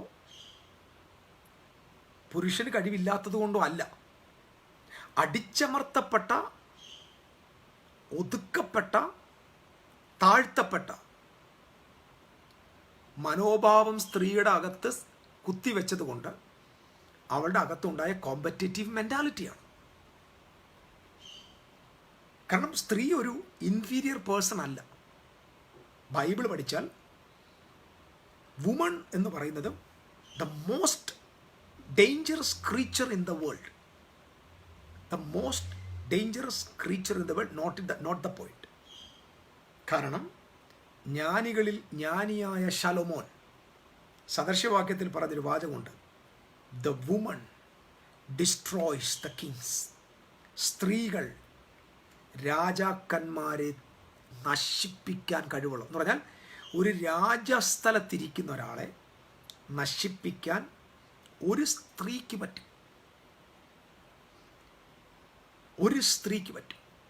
ജ്ഞാനികളിൽ ജ്ഞാനി, സർവലോകത്തിൻ്റെ സമ്പന്നതയിൽ ഉച്ചക്കട്ടത്തിൽ നിൽക്കുന്ന ജ്ഞാനിയായ മനുഷ്യൻ, ആ മനുഷ്യനെ നാശത്തിൻ്റെ പടുകുഴിയിലേക്ക് തള്ളിയിട്ടത് സ്ത്രീകളാണ്. സ്ത്രീകൾ പവർഫുൾ പേഴ്സൺ ആണെന്ന് കാണിക്കാൻ ഞാൻ പറഞ്ഞതല്ലാതെ അവർ കുഴപ്പക്കാരാണെന്ന് കാണിക്കാനല്ല. കാരണം ഇത് പവർഫുൾ. ഇപ്പോൾ ഇലക്ട്രിസിറ്റി സോ പവർഫുള്ളാണ്. ഉപയോഗിക്കേണ്ട നിലയിൽ ഉപയോഗിച്ചില്ലെങ്കിൽ ഏത് ഇലക്ട്രിസിറ്റിയാണോ നമുക്ക് പ്രയോജനമാകുന്നത് അത് നമ്മളെ കൊന്നുകളയും. അപ്പം വുമൺ സോ പവർഫുള്ളാണ്. ഞാനിത് കർത്താവിൻ്റെ സുവിശേഷ വേല ചെയ്യുന്ന കർത്താവന്മാരോട് ഞാൻ പറയാറുണ്ട്. യേശു ക്രിസ്തു പറഞ്ഞൊരു വാക്കുണ്ട്, ക്രിസ്തു തൻ്റെ സഭയെ സ്നേഹിച്ചതുപോലെ പുരുഷന്മാർ തൻ്റെ ഭർത്താക്കന്മാർ തങ്ങളുടെ ഭാര്യയെ സ്നേഹിക്കണം. ക്രിസ്തു സഭയെ സ്നേഹിക്കും. അപ്പോൾ ക്രിസ്തുവിന് സ്നേഹിക്കാനുള്ളത് സഭയാണ്. ക്രിസ്തുവിന് സ്നേഹിക്കാനുള്ളത് സഭയാണ്. ആ സഭയെ ക്രിസ്തു സ്നേഹിക്കുന്നത് പോലെ നിങ്ങൾ നിങ്ങളുടെ ഭാര്യമാരെ സ്നേഹിക്കുകയാണ്. അപ്പം ഇവിടെ പ്രശ്നം, മിനിസ്ട്രി വന്നപ്പോൾ, ശുശ്രൂഷ വന്നപ്പോൾ പാസ്റ്റേഴ്സ് ഏറ്റവും കൂടുതൽ സ്വന്തം ഭാര്യയല്ല സ്നേഹിക്കുന്നത്. ആരുടെ ഭാര്യയാണ്? യേശു ക്രിസ്തുവിൻ്റെ ഭാര്യയാണ് സ്നേഹിക്കുന്നത്. മറ്റൊരുത്തൻ്റെ ഭാര്യയെ സ്നേഹിക്കാൻ എളുപ്പമാണ്. മറ്റൊരുത്തൻ്റെ ഭാര്യ, യേശുവിൻ്റെ ഭാര്യയെ സ്നേഹിച്ച് സ്വന്തം കുടുംബം നശിച്ചു പോകുന്ന ആയിരക്കണക്കിന് കർത്തൃദാസന്മാരുള്ള ഒരു ലോകത്താണ് ഞാൻ നിങ്ങൾ ജീവിക്കുന്നത്. അപ്പോൾ ഈ വുമൺ, പ്രത്യേകിച്ച് ജീസസിൻ്റെ മിസ്സായ ചർച്ച് എന്ന് പറയുന്ന ആ woman so powerful and dangerous വുമണാണ്. സഭ എത്ര ആയിരക്കണക്കിന് കുടുംബങ്ങളെ നശിപ്പിച്ചെന്നറിയാമോ? സഭയെ സ്നേഹിച്ച് സഭയ്ക്ക് വേണ്ടി മാത്രം പോയി, സഭയുടെ കാര്യം മാത്രം നോക്കി, കുടുംബകാര്യം മറന്നുപോയ, കുടുംബം നശിച്ചു പോയ ആയിരങ്ങളുള്ള നാട്ടിലാണ് ഞാൻ നിങ്ങൾ ജീവിക്കുന്നത്. സോ ദ വുമൺ എന്ന് പറയുന്ന ആ ഒരു ബലഹീന പാത്രമല്ല. ബൈബിളിൽ ഏതെങ്കിലുമൊക്കെ വാക്യങ്ങളെ കോട്ട് ചെയ്ത് ഈ ഒരു സമൂഹത്തെ നമ്മൾ താഴ്ത്തി അവർക്ക് ദൈവം കൊടുത്ത പർപ്പസിൽ നിന്ന് നമ്മൾ എടുത്തു മാറ്റി അവരുടെ പർപ്പസ് എന്താണെന്ന് അവർക്ക് മനസ്സിലാകാതെ വന്നപ്പോൾ സ്ത്രീ ഇപ്പോൾ കോമ്പറ്റീറ്റീവായി. നിങ്ങൾ ലോകത്ത് നോക്കി, ഇന്ന് കോമ്പറ്റീഷനാണ്, മത്സരമാണ്. അവനത് ചെയ്യാമെങ്കിൽ എനിക്കിത് ചെയ്തുകൂടെ, അവന് പ്രസംഗിക്കാമെങ്കിൽ എനിക്ക് പ്രസംഗിച്ചുകൂടെ, അവൻ ഓടാമെങ്കിൽ എനിക്ക് ഓടിക്കൂടെ, അവന് മരത്തെ കയറാമെങ്കിൽ എനിക്ക് മരത്തെ കയറിക്കൂടെ, അവൻ കാർ ഓടിച്ചാൽ ഞാൻ ട്രക്ക് ഓടിക്കും, അവൻ ട്രക്ക് ഓടിച്ചാൽ ഞാൻ ബസ് ഓടിക്കും, അവൻ ബസ് ഓടിച്ചാൽ ഞാൻ ട്രെയിൻ ഓടിക്കും, അവൻ ട്രെയിൻ ഓടിച്ചാൽ ഞാൻ ഫ്ലൈറ്റ് ഓടിക്കും. അടി കൂട്ടടി, നല്ല ഒന്നാം തരം മത്സരമാണിപ്പം നടന്നുകൊണ്ടിരിക്കുന്നത്. അതിന് സപ്പോർട്ട് ചെയ്യുന്ന കുറച്ച് ആളുകൾ, അതിനവർ പറയുന്നത് സ്ത്രീ സംവരണം. സ്ത്രീക്ക് സംവരണത്തിൻ്റെ ആവശ്യമില്ല. കാരണം സ്ത്രീയും പുരുഷനും തമ്മിൽ വ്യതിയാനം പഠിപ്പിച്ച മതങ്ങൾക്കും രാഷ്ട്രങ്ങൾക്കും സൊസൈറ്റിക്കും സംവരണം വെച്ചേ പറ്റൂ. അത് നിർബന്ധമായി മാറി, അത് കോമ്പറ്റീഷനായി മാറി. ഇത് സ്ത്രീയുടെ റിയാക്ഷനാണ്. നിങ്ങൾ വളരെ പ്രധാനമായിട്ട് ശ്രദ്ധിക്കണം. സ്ത്രീകൾ പെട്ടെന്ന് റിയാക്ട് ചെയ്യും. സ്ത്രീകൾ വളരെ പെട്ടെന്ന് റിയാക്ട് ചെയ്യും. റിയാക്ഷൻസ് ആണ്. സോ ദ വുമൺ കോമ്പറ്റീറ്റീവ് വിത്ത് മാൻ, പുരുഷനുമായിട്ട് എന്ത് ചെയ്യുക? ഇത് ഞാൻ പറഞ്ഞത് വളരെ ശ്രദ്ധിക്കണം. ഇതൊരിക്കലും സ്ത്രീക്ക് സ്വതവേ വന്നതല്ല. സ്ത്രീക്ക് ദൈവം കൊടുത്ത സ്ഥാനം, അവൾക്ക് കൊടുത്ത പദവി പുരുഷൻ പോലും അതിശയിക്കുന്ന പദവികളാണ്. ഞാൻ ആ ഭാഗത്തിലേക്ക് പിന്നെ പോയിക്കോളാം. അതുകൊണ്ട് എന്തു പറ്റിയെന്നറിയാമോ? വുമണിന് എന്തു പറ്റി? Female essence. ഒരു സ്ത്രീക്ക് ഇപ്പോൾ എന്താ നഷ്ടപ്പെട്ടു പോയെ? Female essence. അതായത് അവൾക്ക് ഒരു സ്ത്രീത്വം എന്ന് പറയുന്നത് ലിംഗഭേദത്തിൽ അല്ലാതെ സ്വഭാവത്തിൽ അവൾക്കില്ല. അവിടെ റിയാക്ഷൻ, അവൾക്ക് ആക്ഷനെതിരെയുള്ള റിയാക്ഷൻസാണ്. അവളെ ഈ ഫീമെയിൽ എസൻസിൽ നിന്ന് അവൾക്കിപ്പോൾ അങ്ങനെ ഒന്നും ഇല്ല. അവളെ കണ്ടാൽ ഒരു പുരുഷൻ്റെ അതേ തൻ്റെ അടി, നമ്മൾ പറയും ഇവിടെ തൻ്റെ അടിയാന്ന് പറയത്തിട്ടില്ല, തൻ്റെ അടിയാണ്. എങ്ങനെ ആയതാ? എങ്ങനെ തൻ്റെ അടിയായി? രാജ്യത്തെ ഒറ്റയ്ക്ക് പൊരുതി ജൂഡിത്ത്. ഇത് നമ്മൾ സാജൻ ബ്രദർ പറഞ്ഞൊരു കാര്യം കൂടെ ഞാൻ ഇടക്കേറി പറയാം. ബൈബിളിൽ ചില സ്ഥലങ്ങളിൽ, അത് ഗിദെയോൻ്റെ പുസ്തകത്തിലൊക്കെ നമുക്കറിയാൻ പറ്റും, ദെബോറ പോലെയുള്ള സ്ത്രീകൾ ഈ യുദ്ധത്തിനൊക്കെ വന്നിട്ടുണ്ട്. അത് എന്താ അറിയാമോ? അവിടെ ദൈവം തമ്പുരാന് ഉപയോഗിക്കാൻ പറ്റിയ ഒരു പുരുഷനെ കിട്ടിയില്ല. ഉറക്കം തൂങ്ങികളായിട്ടുള്ള പുരുഷന്മാരും ഉപയോഗശൂന്യന്മാരായ മടയന്മാരും ഒരു നാട്ടിലുണ്ടെങ്കിൽ ദൈവം ഈ ജൂഡിത്തിനെ പോലെ ദെബോറയെ പോലെയുള്ള സ്ത്രീകളെ എഴുന്നേൽപ്പിക്കും എന്നൊരു പാഠം കൂടെ അതിനകത്തുണ്ട്. ഇത് കാരണം ദൈവത്തിൻ്റെ കയ്യിൽ ഒരു സ്ത്രീയെ, Indian culture mixing in breaching, no, ഞാൻ ബൈബിളിൻ്റെ കൾച്ചർ മാത്രമേ പറഞ്ഞുള്ളൂ രജനി സിസ്റ്റർ. ബൈബിളിൻ്റെ കൾച്ചർ, ഇന്ത്യൻ കൾച്ചർ ഇങ്ങനല്ല. ഇന്ത്യൻ കൾച്ചർ അടിമത്തത്തിൻ്റെ കൾച്ചറാണ്. ഇന്ത്യൻ കൾച്ചർ സ്ത്രീക്ക് കൊടുക്കുന്ന കൾച്ചർ എന്ന് പറഞ്ഞാൽ പുറകോട്ട് വായിച്ചാൽ അടിമത്തമാണ്. യേശുക്രിസ്തുവും അപ്പോസ്തലന്മാരും വിശുദ്ധ ബൈബിളും ഒരു സ്ത്രീക്ക് കൊടുക്കുന്ന പൊസിഷൻ പുരുഷനേക്കാൾ ശ്രേഷ്ഠമായ പൊസിഷനാണ്. ഞാൻ അങ്ങോട്ട് പോകുമ്പോൾ ഞാനിത് പറഞ്ഞു, ഇതിൻ്റെ ഇടയ്ക്ക് കയറി നിങ്ങൾ അങ്ങനെ ചിന്തിക്കരുത്. അപ്പോൾ പുരുഷനെ അവൈലബിൾ അല്ലെങ്കിൽ ദൈവം സ്ത്രീയെ ഉപയോഗിക്കാതെ ശരിയാ, ഓർത്തോണം. അപ്പോൾ ഒരു ചർച്ചിൽ ഉപദേശി മര്യാദയ്ക്ക് തിരുവെഴുത്ത് പറഞ്ഞ് കൃത്യമായ ദൈവശബ്ദമായിട്ട് എഴുന്നേറ്റില്ലെങ്കിൽ കർത്താവ് സ്ത്രീകളെ എഴുന്നേൽപ്പിച്ച് സംസാരിക്കും. അത് തമ്പുരാൻ്റെ ആക്ഷൻ ആണെന്ന് ഓർത്താൽ മതി. സോ ഫീമെയിൽസിന് എന്ത് പറ്റി? ഫീമെയിൽ എസൻസ് നഷ്ടപ്പെട്ടു. പൊരുതി അവളിപ്പോൾ പുരുഷനായി മാറി. ഇപ്പോൾ വേറൊരു വിഷയം കൂടി ഇപ്പോൾ സ്ത്രീക്കുണ്ട്. സ്ത്രീയെ ഒരു കുടുംബത്തിൽ വരുമ്പോൾ അവളുടെ പ്രശ്നം അവളുടെ പുരുഷനും അവളെ പോലെ ആക്കി മാറ്റുക എന്ന ഒരു വലിയ പഠനം, ഒരു വലിയ സിസ്റ്റം ഓരോ കുടുംബങ്ങളിൽ നടക്കുന്നുണ്ട്. സ്ത്രീയുടെ പ്രശ്നം, സ്ത്രീയുടെ ചിന്ത, പുരുഷൻ സ്ത്രീയെപ്പോലെ ചിന്തിക്കണം, സ്ത്രീയെപ്പോലെ ബിഹേവ് ചെയ്യണം. സത്യത്തിൽ ചില വീടുകളിലെല്ലാം കുറേ കാലം കഴിയുമ്പോൾ for the sake of peace അവിടുത്തെ പുരുഷന്മാർ ഓട്ടോമാറ്റിക്കലായി ഒരു സ്ത്രീയായിട്ട് മാറാറുണ്ട്. വളരെ ഓക്കെ. സ്ത്രീകൾ അതിന് രഞ്ജിനി സിസ്റ്റർ, ഞാൻ സ്ത്രീകൾ ബോർഡർ ഒന്നും അല്ലെന്നല്ല പറഞ്ഞത്. ഇടയ്ക്ക് കയറി ഇത് നിങ്ങളിങ്ങനെ പറഞ്ഞ് ഈ നമ്മൾ പറയുന്ന ആശയത്തെ തെറ്റിക്കെന്ന് പറഞ്ഞാൽ തെറ്റിദ്ധാരണ ഉണ്ടാക്കണ്ട. ഞാനിതൊന്നും അല്ല വിചാരിക്കുന്നത്. നിങ്ങൾ പറയുന്ന സാധനമല്ല ഞാൻ പറയാൻ വരുന്നത്. അപ്പോൾ ഞാൻ പറഞ്ഞില്ലേ, സ്ത്രീകളുടെ പ്രശ്നം പുരുഷന്മാർ സ്ത്രീയെ പോലെ ചിന്തിക്കണമെന്ന് സ്ത്രീകൾ ആഗ്രഹിക്കുന്നുണ്ട്. സ്ത്രീകളെ പുരുഷന്മാരെ പോലെ തന്നെ ബിഹേവ് ചെയ്യണം, എന്നെപ്പോലെ ചിന്തിക്കണം, അവരെ പോലെ. അങ്ങനെ പറ്റില്ല. രണ്ടു പേർക്കും രണ്ട് യുണീക്ക് നേച്ചേഴ്സാണ്. ആ യുണീക്ക് നേച്ചറിലാണ് ഒരു കുടുംബം പടുത്തുയർത്തേണ്ടത്. ഒരു സ്ത്രീ, ഞാൻ പറഞ്ഞല്ലോ, ലോകത്തിൻ്റെ കൾച്ചർ, മതത്തിൻ്റെ കൾച്ചർ അനുസരിച്ച് അവൾ ഇൻഫീരിയർ. ആ ഇൻഫീരിയോറിറ്റി ഇന്ന് നമ്മുടെ ക്രൈസ്തവ സമയത്ത് ധാരാളം ഉണ്ട്. എന്നെ കേട്ടുകൊണ്ടിരിക്കുന്ന നിങ്ങളുടെ വീട്ടിലും എല്ലാ മേഖലകളിലും ഇതുണ്ട്. അറിയാതെ നമ്മൾ ഈ കൾച്ചറിന് ഇതിനകത്തായിപ്പോയി. ഈ സംവിധാനവും ഈ കൾച്ചറും നമ്മുടെ അകത്ത് രൂപപ്പെടുത്തി തന്നു. ഇതിനെ പൊളിച്ച് കളയണമെങ്കിൽ നമ്മൾ ദൈവരാജ്യത്തിൻ്റെ കോൺസെപ്റ്റിൽ കുടുംബത്തെ കണ്ടേ പറ്റത്തുള്ളൂ. അല്ലെങ്കിൽ ഈ കുടുംബത്തിൻ്റെ ഇൻസ്റ്റിറ്റ്യൂഷൻ, ഇത് സ്ഥാപിച്ച ആളിൻ്റെ മാനുവൽ, നമ്മൾ ഈ മാനുവൽ എന്ന് കേട്ടില്ലേ, മാനുഫാക്ചർ ചെയ്ത ആളിൻ്റെ മാനുവൽ എല്ലാ പ്രൊഡക്റ്റിൻ്റെയും മുകളിൽ വെച്ചേക്കാൻ കണ്ടിട്ടുണ്ട്. എന്താ മാനുവൽ? മാനുവൽ എന്ന് പറഞ്ഞാൽ മാനുഫാക്ചർ ചെയ്തവൻ്റെ മൈൻഡാണ്. അതായത് ഇത്രയേ ഉള്ളൂ, ഈ ഒരു ഉപകരണത്തിൽ മാനുഫാക്ചർ ചെയ്ത ആളിൻ്റെ മനസ്സാണ് ആ മാനുവൽ.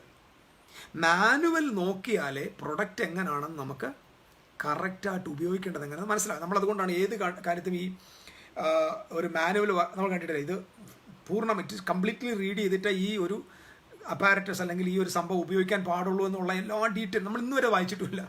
നമ്മൾ ആദ്യം എടുത്ത് മടക്കി ഇങ്ങോട്ടാണ് വെക്കും. മാനുവൽ വായിക്കാറില്ല. ഗ്യാരണ്ടീസ് എവിടെ വെളിപ്പെടുത്തിയിരിക്കുന്നത്? ഗ്യാരണ്ടി കിടക്കുന്നത് മാനുവലിനകത്തുള്ള ഇൻസ്ട്രക്ഷനകത്ത്.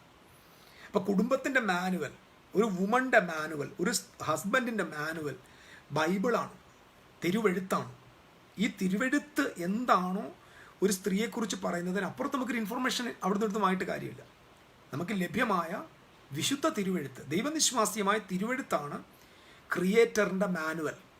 സോ ഈ പ്രൊഡക്റ്റ് എങ്ങനെ യൂസ് ചെയ്യണം, എങ്ങനെ ഫങ്ഷൻ ചെയ്യണം, ഇതിൻ്റെ പേർപ്പസ് എന്താണ്, ഇത് മനസ്സിലാക്കേണ്ടത് മാനുവൽ നോക്കി മാത്രമേ പറ്റത്തുള്ളൂ. ഞാൻ പറഞ്ഞത്, ഫീമെയിൽ കോമ്പറ്റീറ്റീവായി അവൾക്ക് തങ്ങളും പുരുഷന്മാരെക്കാൾ ചെറുതല്ലെന്ന് തോന്നി. അവളുടെ ഫീമെയിൽ എസൻസ് നഷ്ടപ്പെട്ടു തുടങ്ങി. എന്നിട്ട് അടുത്ത് എന്തുവാ, ഈ കാര്യങ്ങളെല്ലാം വന്നപ്പോൾ ഇവൾ ഒരിക്കലും സബ്മിസീവ് അല്ല. അവൾക്ക് സബ്മിഷൻ്റെ താല്പര്യമില്ല, സറണ്ടറിങ്ങിൻ്റെ താല്പര്യമില്ല, മനസ്സിലാക്കാനുള്ള താല്പര്യം എല്ലാം കുറഞ്ഞ് ഇവൾ ഒരു റിബലിയസ് മെൻറ്റാലിറ്റിയിലേക്ക് പോയി. പുരുഷൻ ഡിപ്രഷനിലേക്ക് പോയപ്പോൾ, ഇത് കേൾക്കണം, പുരുഷൻ സാഹചര്യങ്ങളാൽ ഡിപ്രഷനിലേക്ക് പോയപ്പോൾ സ്ത്രീകൾ പ്രഷർ കൊണ്ട്, പ്രതിസന്ധികൾ കൊണ്ട് റിബലിയസ്നെസ്സിലേക്ക് പോയി. സോ ഇതാണ് സംഭവിച്ചത്. പുരുഷൻ ഡിപ്രഷനിലേക്കും സ്ത്രീ റിബലിയസ്നെസ്സിലേക്കും പോയി. സോ ഡിപ്രഷൻ അവനെ മാൽ ഫങ്ഷനിലേക്ക് നടത്തി, റിബലിയസ്നെസ്സും ആളിനെ മാൽ ഫങ്ഷനിലേക്ക് നടത്തി. അപ്പം ചിലർ പറയാറുണ്ട്, ഞാനൊന്നും പറയാറില്ല, എൻ്റെ അച്ഛൻ ഭയങ്കര അങ്ങനെ ഇല്ല, എന്തെങ്കിലുമൊക്കെ ഇല്ലാത്ത ഒരു വീടും ഇല്ല. ഇത് നിങ്ങൾ ആദ്യം സമ്മതിക്കത്തില്ല ആരും. ഇപ്പം സ്ത്രീകളുടെ മാത്രം ഒരു വേറൊരു പ്രശ്നമാണ്, സ്ത്രീക്കും പുരുഷനുള്ള പ്രശ്നമാണ്. ഒരു കാര്യവും സമ്മതിച്ച് കൊടുക്കുന്ന ഒരു ശീലം ആർക്കും ഇല്ല. സമ്മതിച്ച് കൊടുക്കത്തില്ല. സമ്മതിച്ചാൽ നമ്മൾക്ക് എന്തോ നഷ്ടപ്പെടുമെന്നൊരു തോന്നലാണ്. അങ്ങനല്ല. സമ്മതിക്കുമ്പോൾ, സബ്മിറ്റ് ആവുമ്പോൾ നാം പർപ്പസിലേക്ക് വരിക. പർപ്പസിലേക്ക് നമ്മൾ വന്നാലേ നമ്മുടെ ഫാമിലി ഹെവനായിട്ട് മാറത്തുള്ളൂ. ഞാൻ നേരത്തെ പറഞ്ഞു, പുരുഷന് ഒരു യുണീക്ക് നേച്ചർ ഉള്ളതുപോലെ സ്ത്രീക്കും ദൈവം ഒരു യുണീക്ക് നേച്ചർ നൽകിയിട്ടുണ്ട്. നമ്മൾ ഇനി അറിയേണ്ടത്, എന്തിന് ഒരു ദൈവം ഒരു സ്ത്രീയെ സൃഷ്ടിച്ചു എന്ന് നമ്മളിത് മനസ്സിലാക്കണം. എന്തിന് സൃഷ്ടിച്ചു? ഞാൻ നേരത്തെ പറഞ്ഞ പോലെ ഒത്തിരി ആളുകൾക്ക്, നല്ലൊരു ശതമാനം ആൾക്കും സ്ത്രീ എന്ന് പറഞ്ഞാൽ പണ്ട് ഒരുത്തം പറയുന്നത് കേട്ടിട്ടുണ്ട്, അത് തെറ്റാണെന്ന് എനിക്ക്, നിങ്ങൾ ഈ ഒരു പൊതു ക്രൗഡ് തെറ്റിദ്ധരിക്കരുത്. വൈഫ് എന്ന് പറഞ്ഞാൽ തെറ്റിദ്ധരിക്കരുത്. വളരെ സീനിയർ ആളുകളുണ്ട്, ദൈവാസന്മാരുണ്ട്, എങ്കിലും നമ്മൾ ഓപ്പണായിട്ടങ്ങ് സംസാരിക്കുന്നുണ്ട്. ആളുകൾ പറയുന്നത് വൈഫ് എന്ന് പറഞ്ഞാൽ ഇങ്ങനെയാണ് ഇൻട്രഡക്ഷൻ എന്നറിയാമല്ലോ. Wife, wonderful instrument for enjoyment. മനസ്സിലാവുന്നു? ഇതാണ് ഇവിടുത്തെ പൊതുലോകം ജനങ്ങളുടെ ഉള്ളിൽ കൊടുത്തു വെച്ചിരിക്കുന്ന ചിന്തകൾ. എന്തോ എൻജോയ്മെൻറ്റ് ചെയ്യാനുള്ള ഒരു ഇൻസ്ട്രുമെൻ്റാണ് സ്ത്രീ. ഇതൊരു അബ്സല്യൂട്ട് നോൺസെൻസാണ്, അബ്സല്യൂട്ട് നോൺസെൻസാണ്. കാരണം നമ്മുടെ വിവാഹങ്ങൾ, നമ്മളിപ്പോൾ ഒരാൾ കല്യാണം കഴിക്കുമ്പോൾ തന്നെ ആ ചെറുപ്പക്കാരൻ്റെ മനസ്സിൽ എന്താണ് പ്രധാനമായിട്ടുള്ള ചിന്ത? ചെവി പോയി ചോദിച്ചാൽ മതി, പരസ്യമായിട്ട് പറയണ്ട, സത്യസന്ധമായിട്ട് മറുപടി. അവൻ ജീവിച്ച സമൂഹവും അവൻ വായിച്ച മാഗസിൻസ്, അവൻ്റെ കൂട്ടുകാർ, അവൻ കണ്ട സിനിമ, അവൻ കണ്ട പിക്ചേഴ്സ്, അവൻ കണ്ട മൂവീസ്, എല്ലാം കൂടെ അവന് വിവാഹത്തെക്കുറിച്ച്, ഒരു സ്ത്രീയെക്കുറിച്ചുള്ള അവൻ്റെ ചിത്രം എന്താ? അവൻ്റെ ഉള്ളിലെ ചിത്രം ഇത്രയേ ഉള്ളൂ. വളരെ തെറ്റായ ഒരു ചിത്രത്തിലാണ് ഓരോ ആളുകളും വിവാഹത്തിലേക്ക് പ്രവേശിക്കുന്നത്. നമ്മൾ വേഷം കിട്ടുമ്പോൾ നമ്മൾ സ്യൂട്ടും കോട്ടും ഒക്കെ ഇട്ട് നല്ല സ്റ്റാൻഡേർഡായിട്ട് നിൽക്കുമ്പോൾ ഓർത്തോണം, അവൻ്റെ അന്തരാത്മാവിനെ ഒന്ന് സ്കാൻ ചെയ്ത് ആ കല്യാണ സ്ഥലത്തൊന്ന് കാണിച്ചാൽ ആളുകളെല്ലാം തലയെ തുണി ഇട്ടിരിക്കേണ്ടി വരും. കാരണം റൈറ്റ് മോട്ടിവേഷനേ ഇല്ല. വളരെ ബാലിശമായ ചെറിയ ഇമോഷണൽ ധാരണകളിലാണ് ഈ ആളുകൾ വിവാഹത്തിലേക്ക് കടക്കുന്നത്. കാരണം ആളുകളുടെ കയ്യിൽ മാരേജിൻ്റെ മാനുവൽ ഇല്ല. മാനുവൽ ഉള്ളവരത് വായിക്കാറില്ല. പർപ്പസ് എന്തെന്നറിയത്തില്ല. ഒരു സ്ത്രീയുടെ ആവശ്യം എന്താ? ഇത് നമ്മൾ ആദ്യം മനസ്സിലാക്കണം. നമ്മുടെ മലയാളത്തിൽ നമ്മൾ തെറ്റിദ്ധരിക്കപ്പെട്ടു പോയൊരു വാക്കുണ്ട്, ഹെൽപ്പ് മീറ്റ്. സ്ത്രീ തക്കത്തുണ. ഈ തക്കത്തുണയും ഹെൽപ്പ് മീറ്റും എന്നൊക്കെയുള്ള വാക്കുകൾ 16-ാം നൂറ്റാണ്ടിൽ നമ്മുടെ KJV എന്ന് പറയുന്ന പുള്ളിക്കാരൻ ഒപ്പിച്ചുകൊണ്ട് തന്ന ഒരു പരിപാടി. നമ്മുടെ മിക്കവാറും ഉള്ള ആളുകളെല്ലാം KJV ഫാൻസ് അസോസിയേഷനാണ്. ഞാനും ഉപയോഗിക്കുന്നത് KJV ആണ്. ഞാൻ KJV ഉപയോഗിക്കാൻ കാരണം അത് സ്ട്രോങ്സിൻ്റെ നമ്പേഴ്സ് ഉള്ളതുകൊണ്ട്, അതായത് ഗ്രീക്ക് ഹീബ്രുവിനകത്തുള്ള മൂല വേർഡുകൾ അവിടെ നിന്ന് എടുക്കുന്നതുകൊണ്ടാണ് ഞാൻ KJV. അല്ലെങ്കിൽ എനിക്ക് KJVയോട് താല്പര്യമില്ല. കാരണം KJV ട്രാൻസ്ലേഷൻ എന്ന് പറയുന്നത് അല്പം തന്ത്രങ്ങളും കുതന്ത്രങ്ങളും ഉപയോഗിച്ച ഇംഗ്ലണ്ട് രാജാവിൻ്റെ ഒരു കള്ളക്കളി ബൈബിളിലുണ്ട്, KJVയിലുണ്ട്. KJV സത്യസന്ധമല്ല. കാരണം KJV ആരെയൊക്കെയോ സന്തോഷിപ്പിക്കാൻ എഴുതിയ ഒരു പുസ്തകമാണ്. പിന്നെ 16-ാം നൂറ്റാണ്ടിൽ ഉപയോഗിച്ചിരുന്ന ചിന്താധാരണയിലാണ് പല വാക്കുകളെയും അവിടെ ട്രാൻസ്ലേറ്റ് ചെയ്തിരിക്കുന്നത്. ഇനി നമ്മൾ പോകേണ്ടത് സ്ത്രീയെ ദൈവം സൃഷ്ടിക്കുക, മനുഷ്യനെ സൃഷ്ടിക്കുക. സൃഷ്ടിയെക്കുറിച്ച് ഒന്ന് പോവാം, പെട്ടെന്ന് പോവുകയാണേ. ജെനസിസ് ചാപ്റ്റർ 1 വേഴ്സ് 26, 27, 28 നമ്മൾ കാണുന്നത് ദൈവം പറഞ്ഞു, അനന്തരം നാം നമ്മുടെ ചായയിലും സ്വരൂപത്തിലും മനുഷ്യനെ ഉണ്ടാക്കുക. അവർ ആകാശത്തിലെ പറവയുടെ മേലും ഭൂമിയിൽ സഞ്ചരിക്കുന്ന സകല ജന്തുക്കളുടെ മേലും സകല ഇഴജാതികളുടെ മേലും സമുദ്രത്തിലെ സകല മത്സ്യങ്ങളുടെ മേലും വാഴട്ടെ. അങ്ങനെ ദൈവം അവരെ ആണും പെണ്ണുമായി സൃഷ്ടിച്ചു എന്ന് നമ്മൾ ഈ വാക്യങ്ങളിൽ കാണുന്നു. ഇവിടെ ഒരു വാക്കിൽ ഉൽപ്പത്തി പുസ്തകം 1-ാം അധ്യായം മൊത്തം വായിക്കുമ്പോൾ നമുക്കറിയാം, ദൈവം സൃഷ്ടിക്കാനായിട്ട് വായി തുറക്കുമ്പോൾ അവൻ സംസാരിക്കുന്നത് നോക്കണം. ആദ്യം വെളിച്ചം ഉണ്ടാകട്ടെ എന്ന് ഇരുളിനെ നോക്കി സംസാരിച്ചു. എവിടെ നിന്നാണോ വെളിച്ചം പുറത്തു വരേണ്ടത്, എവിടെയാണോ വെളിച്ചം വ്യാപരിക്കേണ്ടത്, അതിനെ നോക്കിയാണ് ദൈവം സംസാരിച്ചത്. അപ്പം ഏത് മേഖല, സോഴ്സിനെ നോക്കിയാണ് ദൈവത്തിൻ്റെ വായി തുറന്നത്. കടലിനെ നോക്കിയിട്ട് പറഞ്ഞു മത്സ്യങ്ങൾ പെരുകട്ടെ. അപ്പം മത്സ്യങ്ങൾ എവിടെ വളരണമോ അവിടെ നോക്കിയാണ് സംസാരിക്കുന്നത്. നക്ഷത്രങ്ങൾ ഉണ്ടാകട്ടെ എന്ന് ആകാശവിധാനത്തെ നോക്കി, എയറിനെ നോക്കി സംസാരിക്കുന്നു. ഈ വിധാനത്ത് നോക്കി പക്ഷികൾ ഉണ്ടാകട്ടെ എന്ന് പറഞ്ഞാൽ പക്ഷികൾ എവിടെയാണോ ചലിക്കേണ്ടത് അവയെ നോക്കി സംസാരിക്കുന്നു. ഇത് ജീവിക്കേണ്ട സ്ഥാനത്ത്, ഈ ക്രീച്ചേഴ്സ് എവിടെ ജീവിക്കണോ ആ ജീവിക്കേണ്ട മണ്ഡലത്ത് നോക്കിയാണ് സംസാരിക്കുന്നത്. മത്സ്യം ആകാശത്ത് നോക്കിയല്ല മത്സ്യം ഉണ്ടാകട്ടെന്ന് പറഞ്ഞ്, വെള്ളത്തെ നോക്കി. കാരണം വെള്ളത്തിലാണ് മത്സ്യങ്ങൾ ജീവിക്കേണ്ടത്. കരയിലേക്ക് നോക്കി മൃഗങ്ങൾ ഉണ്ടാകട്ടെ എന്ന് കൽപ്പിച്ചു, അത് കരയിലേക്കാണ്. സസ്യങ്ങൾ മുളച്ചു വരട്ടെ എന്ന് മണ്ണിനെ നോക്കി കൽപ്പിച്ചു. അത് എവിടെയാണോ ഈ ക്രീച്ചേഴ്സ് സസ്റ്റെയിൻ ചെയ്യേണ്ടത്, വളരേണ്ടത്, അവിടേക്ക് നോക്കിയാണ് സംസാരിക്കുന്നത്. 26-ാം അധ്യായം വന്നപ്പോൾ ഭൂമിയെ നോക്കി സംസാരിക്കാതെ, ആകാശത്തെ നോക്കി സംസാരിക്കാതെ, സ്വർഗത്തെ നോക്കി സംസാരിക്കാതെ,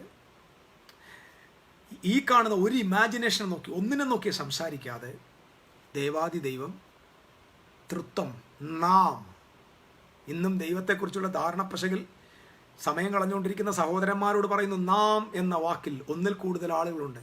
ഞാൻ സൃഷ്ടിക്കുമെന്നല്ല, നാം. പിതാവ്, പുത്രൻ, പരിശുദ്ധ റൂഹ എന്ന പരിശുദ്ധ തൃത്വം അവരോട് പറഞ്ഞു, ലെറ്റ് ആസ് മേക്ക് മാൻ. നമുക്ക് മനുഷ്യനെ ഉണ്ടാക്കാം. എവിടെ? അങ്ങനെ ദൈവം ഉണ്ടാകട്ടെന്ന് കൽപ്പിച്ച് സൃഷ്ടിജാലങ്ങളെല്ലാം വളരേണ്ട സോഴ്സിൽ വളരാൻ തുടങ്ങുമ്പോൾ തമ്പുരാൻ തൻ്റെ നിത്യമായ ആഗ്രഹത്തിൽ ലോകസ്ഥാപനത്തിന് മുമ്പേ സൃഷ്ടിച്ച കഥ താണ്ട് ഇവിടെ ഇൻട്രൊഡ്യൂസ് ചെയ്യുക. അവിടെ ദൈവം തന്നോട് തന്നെ സംസാരിക്കുക, തൃത്വത്തിനകത്തോട്ട് സംസാരിക്കുക, അവരിൽ തന്നെ സംസാരിക്കുക. അപ്പം മനുഷ്യൻ എവിടെയാണ് സൃഷ്ടിക്കപ്പെട്ടത്? തൃത്വത്തിൽ, ത്രിയേക ദൈവത്തിൽ. എവിടെയാണ് വളരേണ്ടത്? തൃത്വത്തിൽ. എവിടെയാണ് വേരൂന്നേണ്ടത്? ദൈവത്തിൽ. എവിടെ അവസാനിക്കണം? ദൈവത്തിൽ. സോ ദൈവത്തിൽ ആരംഭിച്ച്, ദൈവത്തിൽ വളർന്ന്, ദൈവത്തിൽ ജീവിച്ച്, ദൈവത്തിൻ്റെ കാര്യം മാത്രം നോക്കാൻ സൃഷ്ടിക്കപ്പെട്ട ആളുകളാണ് പ്രപഞ്ചത്തിലെ സകല മനുഷ്യരും. അപ്പം മനുഷ്യൻ, മാൻ എന്ന വാക്ക് നിങ്ങൾ ശ്രദ്ധയോടെ കേൾക്കണം. മാൻ. ആ man is a spirit being, is not a spiritual being. ഇപ്പം നിങ്ങൾ ഇപ്പോൾ ഈ ചിത്രത്തിൽ ഇങ്ങനെ വീഡിയോ കണ്ടുകൊണ്ടിരിക്കുന്ന ഇത് ഒരു എർത്ത് സ്യൂട്ടാണ്. Earth suit. ഇത് മണ്ണുകൊണ്ടുള്ള ഒരു വസ്ത്രമാണ്. ഈ എർത്ത് സ്യൂട്ടിന് അകത്താണ് ജോൺ ലോറൻസ് എന്ന് പറയുന്ന പ്യുവർ മാൻ, ഒറിജിനൽ മാൻ ഇരിക്കുന്നത്. സോ ദൈവത്തിൽ സൃഷ്ടിക്കപ്പെടുന്ന സ്പിരിറ്റ് ബീയിങ് ആണ്.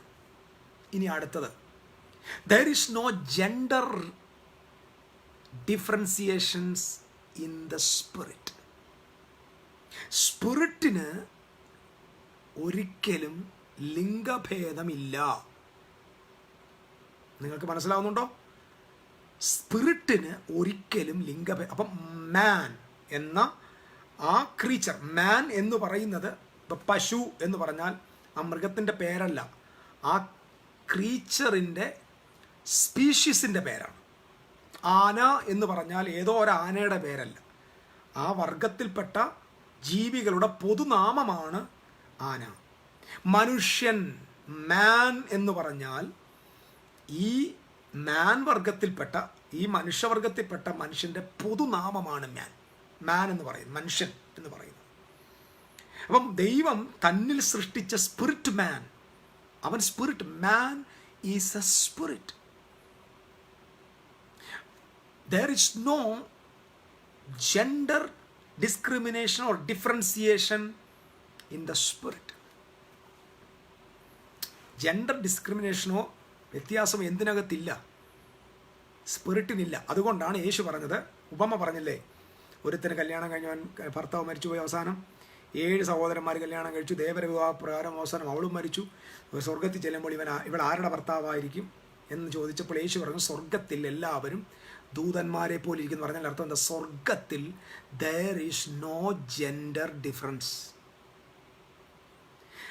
ജെൻഡർ ഡിഫറൻസ് ഉള്ളിടത്ത് മാത്രമേ മാരേജിൻ്റെ യൂണിയൻ ഉള്ളൂ. ഇത് മനസ്സിലാക്കണം. അതായത് വിവാഹം എന്ന് പറയുന്നത് തന്നെ പോലുള്ള ഒരാളുമായിട്ട് ഒന്നാകുന്നതല്ല, വ്യത്യസ്തമായിട്ടുള്ള ഒരു ജെൻഡറുമായിട്ടുള്ള. അതുകൊണ്ടാണ് ഹോമോസെക്ഷുവാലിറ്റിയും ലെസ്ബിയനിസവും ഇവിടെ ഇനി അമേരിക്കൻ പ്രസിഡന്റ് സമ്മതിച്ചാലും ഇന്ത്യൻ ഗവൺമെന്റ് സമ്മതിച്ചാലും സർവശക്തനായ ദൈവത്തിൻ്റെ മുമ്പിൽ അത് വെറും പോഷത്വവും ദൈവനിഷേധവുമാണ്. അതിനെ സപ്പോർട്ട് ചെയ്യാൻ ക്രിസ്ത്യാനി തയ്യാറാവരുത്.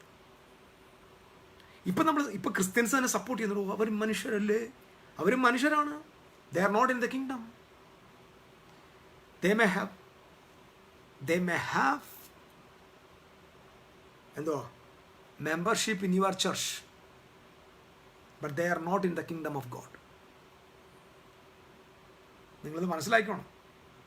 ഈ എന്തും കാണിച്ചിട്ട് കർത്താവിൻ്റെ രാജ്യത്തിലുണ്ടോ എന്ന് നമ്മൾ ചിന്തിക്കണം. മദ്യപാനി, മദ്യപിക്കുന്നതൊന്നും കുഴപ്പമില്ല, കുറച്ചൊരു അടിച്ചു, അതിന് പഴയ വിധത്തിൽ വാക്യങ്ങളൊക്കെ ഉണ്ടല്ലോ എന്ന് പറഞ്ഞിട്ട് മദ്യപാനത്തെ പ്രോത്സാഹിപ്പിക്കുന്ന ക്രിസ്ത്യാനിയുണ്ട്.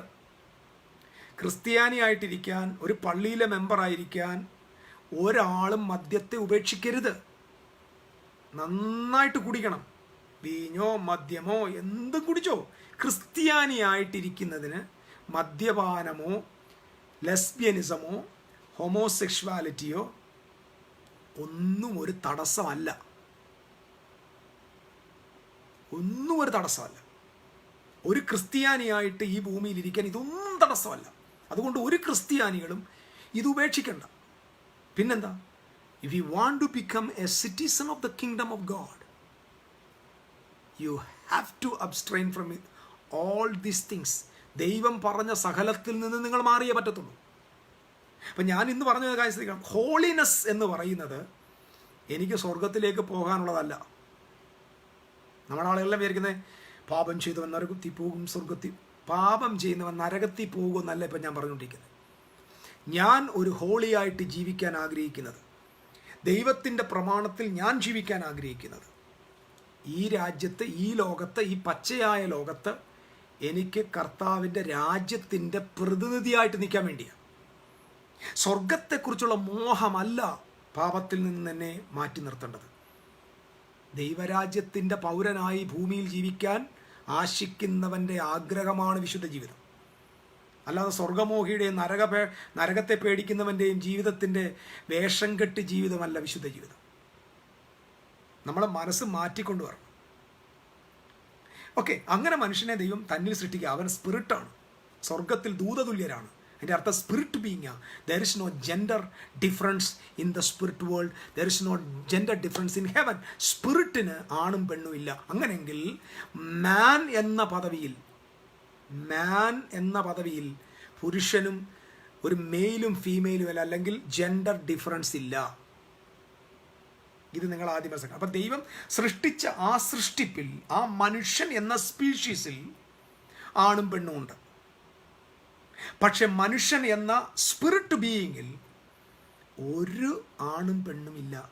ആണും പെണ്ണും വേർതിരിക്കപ്പെടുന്നത് ഈ സ്യൂട്ടാണ്. ഈ എന്ത് സ്യൂട്ടാണ്? ഈ മഡ് സ്യൂട്ടാണ്, എർത്ത് സ്യൂട്ടാണ്. ഈ സ്യൂട്ടിലാണ് നമ്മൾ വേണ്ടത്. ഈ സ്യൂട്ട് മാത്രമാണ് അവനെ ആണോ പെണ്ണാന്ന് തീരുമാനിക്കുന്നത്. ഇത് നിങ്ങളുടെ മനസ്സിലിരിക്കുക. അപ്പം മനുഷ്യൻ ആരാണ്? സ്പിരിറ്റാണ്. അപ്പം സ്പിരിറ്റിന് എന്തില്ല ആണും പെണ്ണുമില്ല. അപ്പം മാൻ എന്ന് പറയുന്നത്, മനുഷ്യൻ എന്ന് പറയുന്നത് ഈ സ്പീഷീസിൻ്റെ പേരാണ്. ആ മനുഷ്യനകത്ത് മാനും ഉണ്ട്, വുമണും ഉണ്ട്. അപ്പം മനുഷ്യനെ സൃഷ്ടിക്ക് നമുക്കറിയാമല്ലോ. ആദ്യം മനുഷ്യനെ കൊണ്ടാക്കിയത് എവിടെയാണ്? ഏദനിൽ. ഏദൻ എന്ന വാക്കിനർത്ഥം പ്രസൻസ് എന്ന, ദൈവ സാന്നിധ്യത്തിൽ. അപ്പം ദൈവ സാന്നിധ്യത്തിൽ ദൈവത്തിൻ്റെ കൂടെ ഇരിക്കാൻ, ദൈവത്തോട് സംസാരിക്കാൻ, ദൈവത്തെ ആരാധിക്കാൻ, ദൈവത്തിൻ്റെ കാര്യങ്ങൾ നോക്കാൻ, ദൈവീക വിഷയങ്ങളിൽ സന്തോഷിക്കാൻ, ദൈവ സാന്നിധ്യത്തെ റിജോയ് ചെയ്യാൻ ആഗ്രഹിക്കുന്ന ഒരു പുരുഷന് മാത്രമേ ദൈവത്തിൻ്റെ പർപ്പസ് ബാക്കി അങ്ങോട്ട് ചെയ്യാൻ പറ്റുള്ളൂ. സോ വിവാഹമൊക്കെ ചെയ്യാൻ ആഗ്രഹിക്കുന്നവർ ആദ്യം പോയിരിക്കേണ്ടത് മാട്രിമോണിയലിൻ്റെ മുമ്പിലല്ല.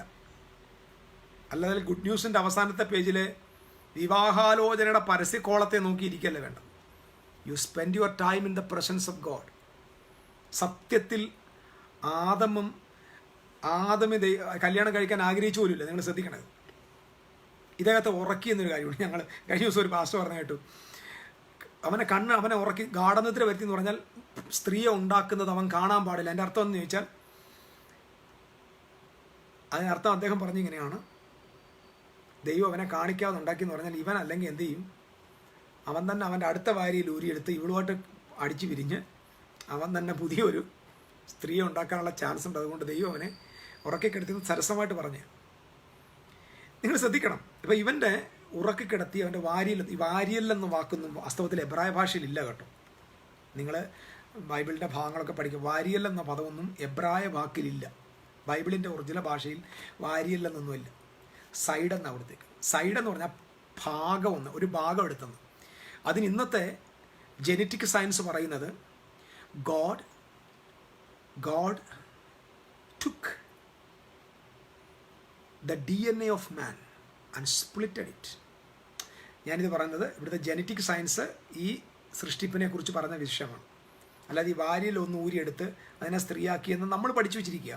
പക്ഷെ ബൈബിൾ പറഞ്ഞേക്കുന്നത് അവൻ്റെ അവൻ്റെ പകുതി ഒന്നെടുത്ത്, ആ പകുതി എന്ന് പറഞ്ഞത് അവൻ്റെ കോശമാണ്. അവൻ്റെ ശരീരത്തിൻ്റെ, അവനെ സൃഷ്ടിച്ച അവൻ്റെ ജെനറ്റിക്സിലെ ഒരു പോർഷൻ അവൻ്റെ ക്രോമസോമിൽ ഒന്നെടുത്ത്, മൈറ്റോകോൺട്രിയ ഒന്നെടുത്ത്, അല്ലെങ്കിൽ ആ ഭാഗത്തെ ഒന്ന് കട്ട് ചെയ്ത് ഗോഡ് ക്രിയേറ്റ് ചെയ്തു എന്നല്ല എഴുതിയിരിക്കുന്നത്, ഹി ബിൽഡ് ചെയ്തെന്ന്.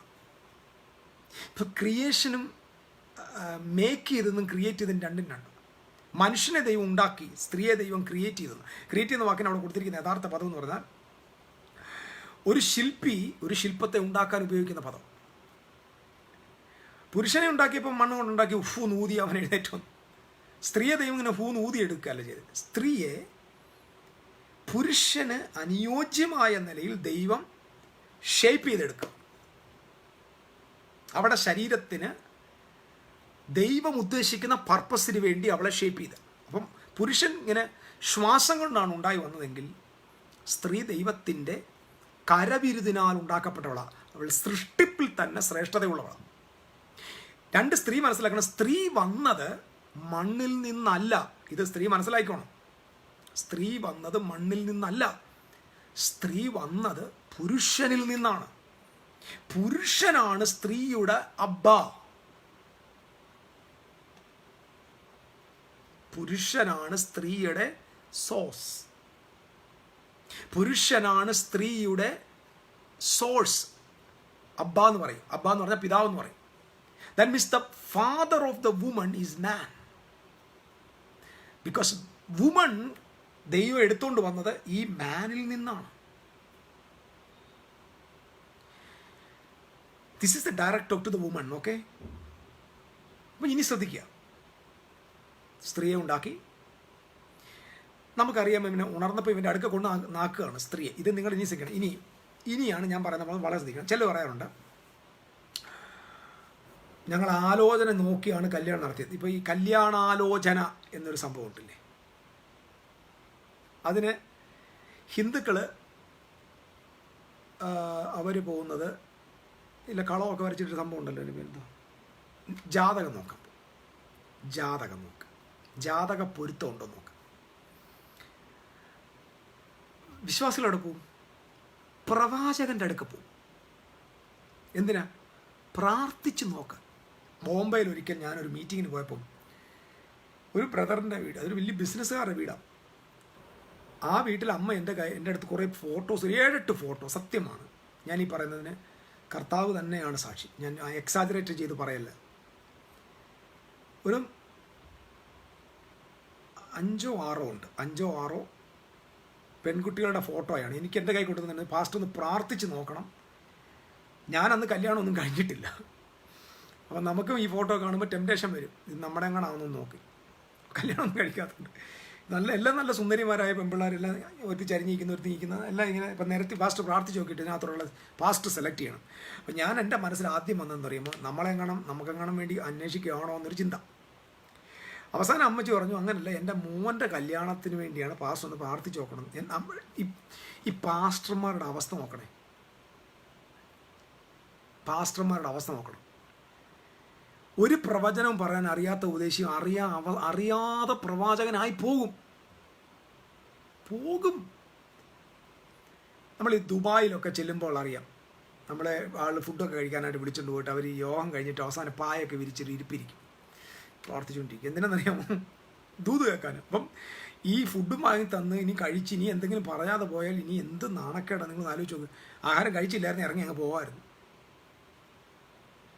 സത്യമായിട്ടും അറിയാതെ നമ്മൾ പ്രവാചകനാണ്. അപ്പം ഞാൻ അമ്മച്ചിയോട് പറഞ്ഞു, അമ്മച്ചി പോയത് ഞാൻ സത്യമായിട്ട് പറയാം, ഞാൻ പ്രാർത്ഥിച്ച് നോക്കിയിട്ട് പറയാം, ഞാനിങ്ങനെ കണ്ണടച്ചിട്ട് ഇങ്ങനെ കറക്കി 5 കണമെങ്കിൽ നമ്മുടെ നാട്ടിൽ കറക്കി കുത്തുണ്ടല്ലോ, ആ കറക്കി ഇങ്ങനെ കുത്തി ഒരു കുത്തിയിട്ട് പറഞ്ഞാൽ ഇത് കൊള്ളാം എടുത്തോളാൻ പറഞ്ഞു. എനിക്കറിയത്തില്ല, ഒരുത്തൻ്റെ കല്യാണം കഴിക്കേണ്ടത് പെണ്ണിനെ സെലക്ട് ചെയ്ത് കൊടുക്കേണ്ട ജോലി പാസ്റ്ററിൻ്റെ ജോലിയാണ്. ദൈവം പോലും ഒരിക്കലും ഒരു പെണ്ണിനെയും ചോസ് ചെയ്യത്തില്ല. ഇത് നിങ്ങൾ മനസ്സിലാക്കണം. ദൈവം ഇടുമിടുക്കനാണ്. എനിക്കിവിടെയാണ് ദൈവം തമ്പുരാൻ ഇഷ്ടപ്പെട്ടത്. നിങ്ങൾ വായിച്ചു നോക്ക്.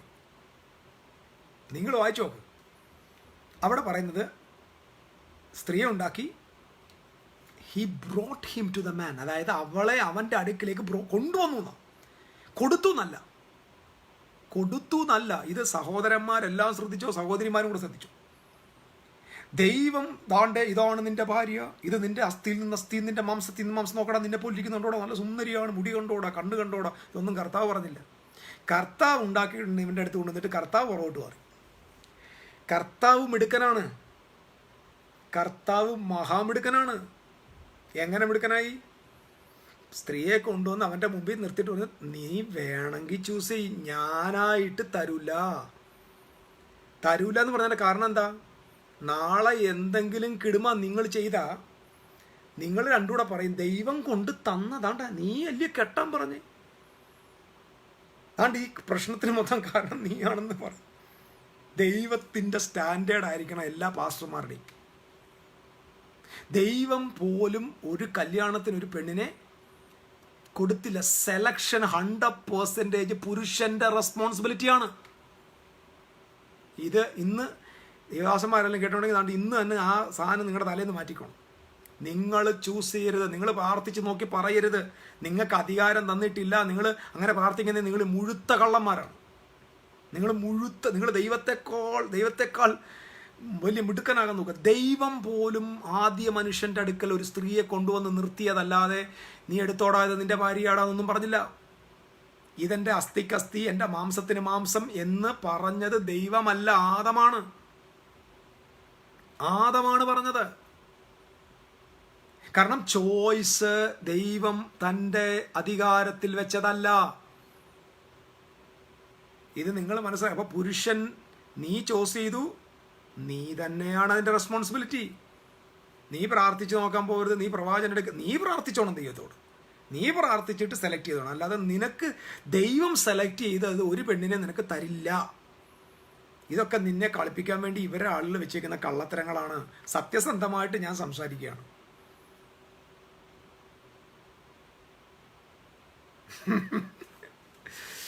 ബ്രോക്കർമാർ ഒരു ബ്രോക്കറല്ല, അത് ബ്രോക്കറെ വിളിച്ചു കഴിഞ്ഞാൽ ദൈവം ചോയ്സ് മനുഷ്യൻ്റെതാണ്.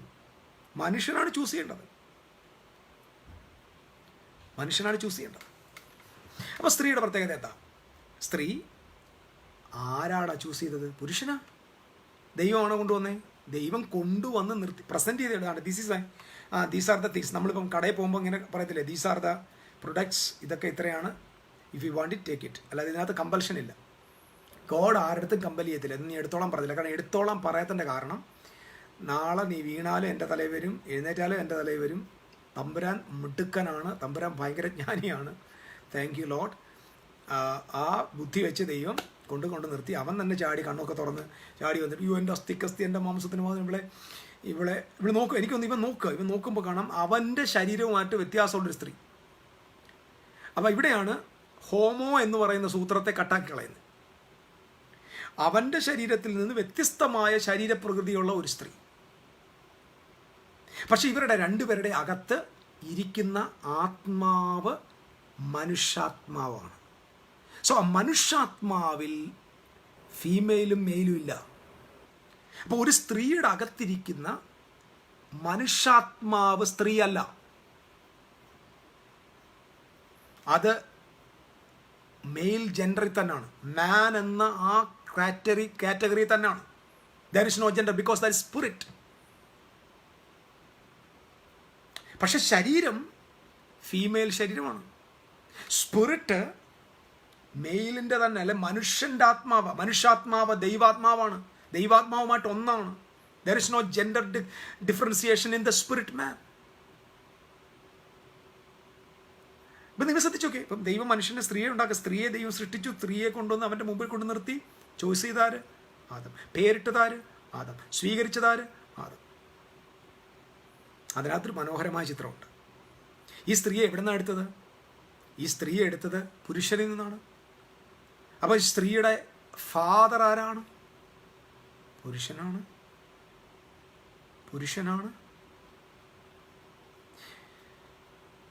എന്തുകൊണ്ടാണ് അവിടെ ആ ഒരു വാക്യമുണ്ട്. അപ്പോൾ ഇത് അങ്ങോട്ട് വന്നിട്ട് ഉടനെ പുരുഷൻ പറയുന്നൊരു വാചകമുണ്ട്, പുരുഷൻ അപ്പനെയും അമ്മയും വിട്ടുപിരിഞ്ഞ് ഭാര്യയോട് പറ്റിച്ചേരും.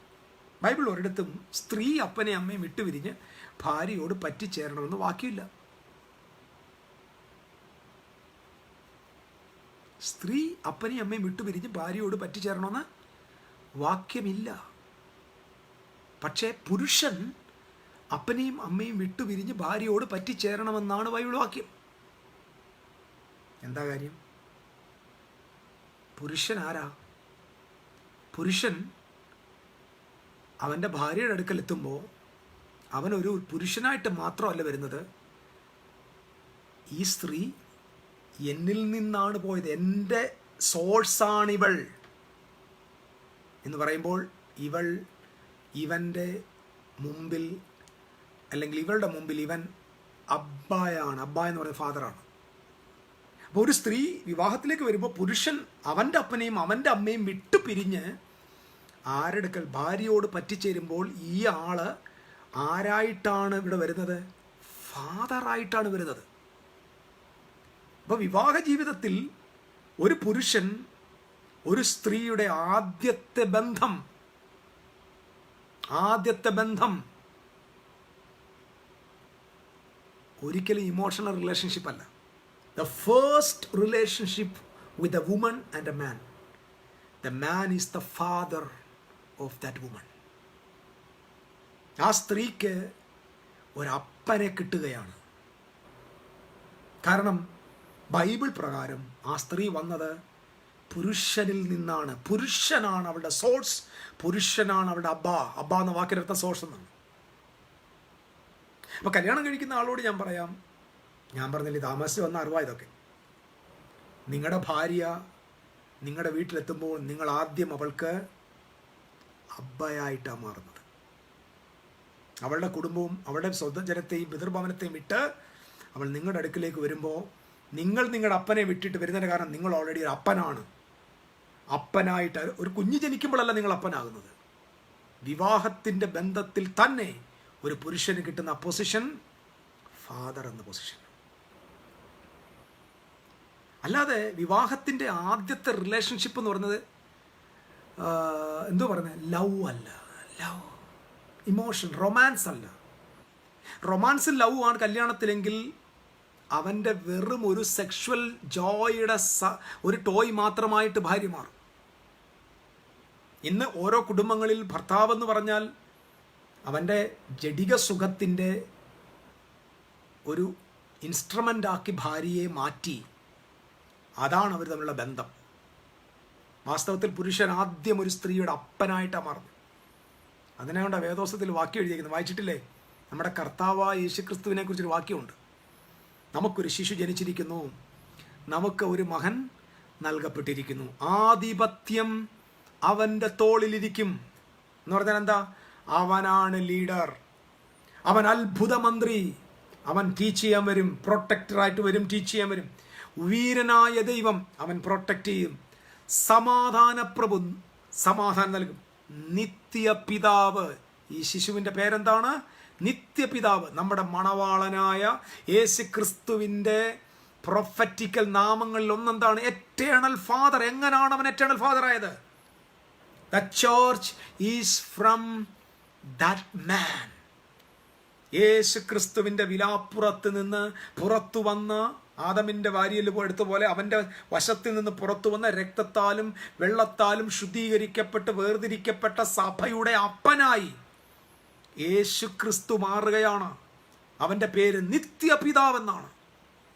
സോ ഒരു പുരുഷൻ ഒരു സ്ത്രീയുടെ ജീവിതത്തിൽ ആദ്യം അവരുടെ ഹസ്ബൻഡായിട്ടല്ല വരുന്നത്, അപ്പനായിട്ടാണ് വരുന്നത്. അതിനുശേഷം ഹസ് ബോണ്ടായിട്ട് വരികയാണ് ഒരു ഫാദർ. അപ്പം നമ്മൾ നോക്കിയാൽ നമ്മുടെ വീട്ടിൽ അല്ലെങ്കിൽ ഒരു സ്ത്രീ അവൾ വിവാഹത്തിലോട്ട് വരുമ്പോൾ തന്നെ അവൾ പ്രൊട്ടക്ഷൻ്റെയും പരിപാലനത്തിൻ്റെയും ഒക്കെയുള്ള പദവികളിലേക്ക് വരുന്നു എന്നാണ് വിശുദ്ധ ബൈബിൾ നമ്മളെ പഠിപ്പിക്കുന്നത്. അവളുടെ പൊസിഷൻ നോക്കിക്കേ. ഇതാണോ നമ്മുടെ ഇന്നത്തെ പുരുഷന്മാർ ചെയ്യുന്നത്? നോക്കി, ഇത് നമ്മൾ മനസ്സിലാക്കണം.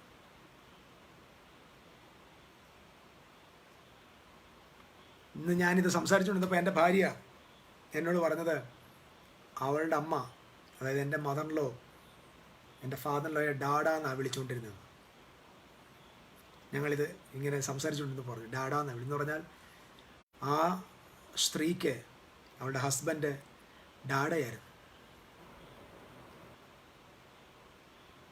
വൈഫ് ഹസ്ബൻഡിനെ അച്ഛനെ പോലെ അപ്പനെ പോലെ കാണുന്ന റിലേഷൻഷിപ്പ് അവിടെ അബ്യൂസിങ് ഉണ്ടോ? കാരണം സ്വന്തം മകളെ അബ്യൂസ് ചെയ്യാൻ പറ്റുമോ? റിലേഷൻഷിപ്പ് നിങ്ങൾ മനസ്സിലാക്കണം. വെറും രാത്രിയിൽ നിങ്ങളുടെ ക്ഷീണം മാറ്റാനുള്ള ഗുളികയൊന്നുമല്ല ഭാര്യ. വുമണ് അവൾ ആ കരവലയത്തിൻ്റെ കീഴിലേക്കാണ് വരുന്നത്. അപ്പോൾ സൃഷ്ടികളിൽ തന്നെ ഇതിനകത്ത് വ്യത്യാസമുണ്ട്. So I am talking you woman. സഹോദരിമാരോട് ഞാൻ പറയാം, നിങ്ങൾ ഈ സത്യങ്ങൾ മനസ്സിലാക്കുക. നിങ്ങൾ നിങ്ങളുടെ ഫ്രീഡത്തിന് വേണ്ടി ഫൈറ്റ് ചെയ്യാൻ പോകേണ്ട ആവശ്യമില്ല. നിങ്ങൾ ഓൾറെഡി വലിയ ഫ്രീഡത്തിലാണ്. നിങ്ങൾ സ്ത്രീ വിമോചന മുന്നേറ്റം ഒന്നും നടത്തേണ്ട. നിങ്ങൾ ഓൾറെഡി സ്വതന്ത്രരാണ്. You are already free. നിങ്ങൾ ഞങ്ങൾക്കും അവരെ പോലെ ഫ്രീഡം വേണമെന്ന് യുദ്ധം ചെയ്യേണ്ട ആവശ്യമില്ല. You are more than that person.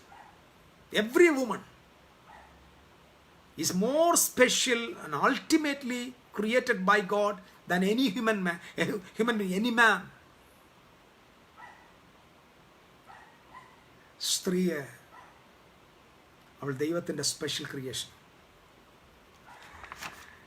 ഞാൻ പെട്ടെന്ന് പോവാം, വേഗത്തിൽ നിർത്തുകയും ചെയ്യും. ഈ സ്ത്രീയെ സൃഷ്ടിച്ചു. അതിനു മുമ്പ് കർത്താവ് പറഞ്ഞൊരു വാചകമാണ് ഞാൻ പറയാൻ പോകുന്നത്. പുരുഷൻ ആദ്യം ദൈവം കൊടുത്ത് വർക്ക് കൊടുത്തു. ആദ്യം അവന് കൊടുത്തത് presence, second work, third protection അല്ലെങ്കിൽ പ്രൊട്ടക്റ്റ് ചെയ്യാനുള്ള അത് കാര്യം, നാലാമത്തത് കൾട്ടിവേഷൻ. വർക്ക് ചെയ്യണം, പ്രൊട്ടക്റ്റ് ചെയ്യണം, കൾട്ടിവേറ്റ് ചെയ്യണം, ഡിസ്ട്രിബ്യൂട്ട് ചെയ്യണം അല്ലെങ്കിൽ സബ്ഡ്യൂ ചെയ്യണം. ഇതാണ് ആദമിൻ്റെ ജോലി. ആദാമിന് പെണ്ണ് കെട്ടണം, മക്കളെ ഉണ്ടാക്കണം, അതൊന്നുമല്ല ചിന്ത. He has to do the work of God. The work of God. ദൈവം ഏൽപ്പിച്ച ദൗത്യം, വർക്ക് ഒരു പുരുഷനുണ്ടാവണം. നമ്പർ 1. അങ്ങനെ ഇരിക്കുന്ന സമയത്താണ് മാൻ, ആദം, അവനെ ആദം എന്ന് പേര് വിളിക്കുകയല്ല, ആദ്യമായിട്ട് അവൻ മനുഷ്യനാണ്. അവനാണ് ആദ്യത്തെ മനുഷ്യൻ, മാൻ. ആ മാൻ എന്ന് പറയുന്ന മനുഷ്യൻ അല്ലെങ്കിൽ ആ ആള്, ആ ക്രീച്ചർ, ആ ജീവി ഏദൻ തോട്ടത്തിൽ ഇരിക്കുമ്പോൾ ദൈവം പറയാം, മനുഷ്യൻ ഏകനായിരിക്കുന്നത് നന്നല്ല. അവിടെ ഉപയോഗിച്ച വാക്ക് എലോൺ എന്നാണ്. It is not good to be alone. Alone എന്ന വാക്കാണ്. അതായത് male not to be alone. Alone എന്ന വാക്കിനെ നമുക്ക് സ്പ്ലിറ്റ് ചെയ്ത് എഴുതിയാൽ ഓൾ ഇൻ വൺ ആണ്. ഈ loneliness is different from alone. ഒന്നുകൂടെ പറയാം. ഏകാന്തതയും ഏകനായിരിക്കുന്നതും രണ്ടും രണ്ടാണ്. ഒത്തിരി ആളുകൾ കല്യാണം കഴിക്കുന്നത് ഏകാന്തത മാറ്റാനാണ്. അമ്മ പറയാം, നീ ഇപ്പോൾ ഒറ്റയ്ക്കല്ലേ ഉള്ളടാ, നിനക്കൊരു കൂട്ട് വേണ്ടടാ. ഇപ്പം ഏകാന്തതയുടെ പരിഹാരമായിട്ടാണ് വിവാഹം മാറുന്നത്.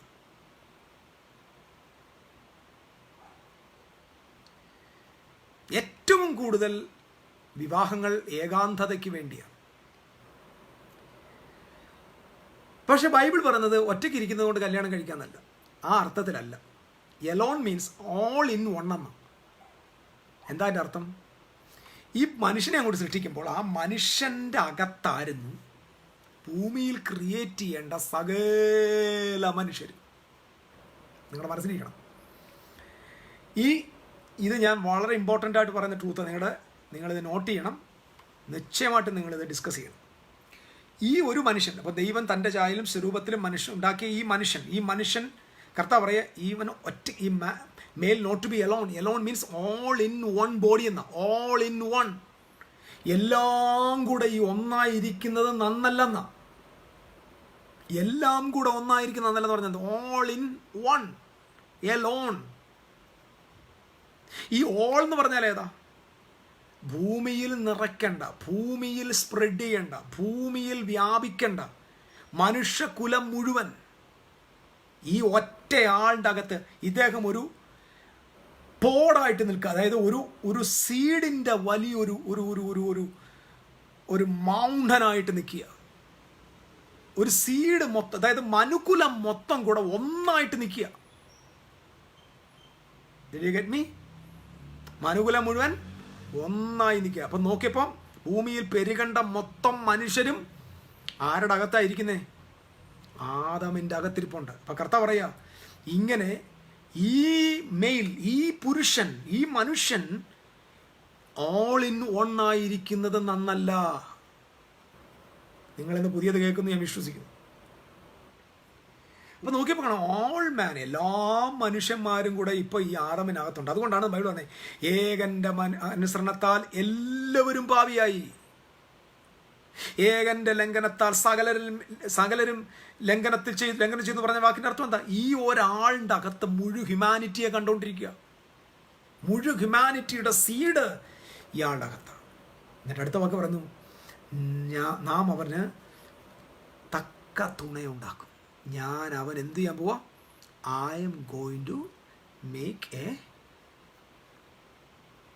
ഹെൽപ്പ് മീറ്റ് എന്ന് പറഞ്ഞാൽ, ഹെൽപ്പ് മീറ്റ് എന്ന വാക്കിൻ്റെ അർത്ഥം യഥാർത്ഥത്തിൽ ഞാൻ ഇവനെ സഹായിക്കാൻ, അതായത് ഇവൻ ഈ മാനവകുലത്തെ മൊത്തം അകത്ത് കൊണ്ട് വെച്ചേക്കല്ലേ. നിങ്ങളിത് മനസ്സിലാക്കണം. അല്ലാതെ അവൻ്റെ വീട്ടിന് ചോറ് വെച്ച് കൊടുക്കാൻ, അവൻ്റെ പുസ്തകം, അവൻ്റെ തുണി കഴുകി കൊടുക്കാൻ, അവന് ഫുഡ് ഉണ്ടാക്കി കൊടുക്കാൻ എന്നല്ല. സത്യമായിട്ടും പറയാം, ഫുഡ് ഉണ്ടാക്കി കൊടുക്കാനൊന്നുമല്ല.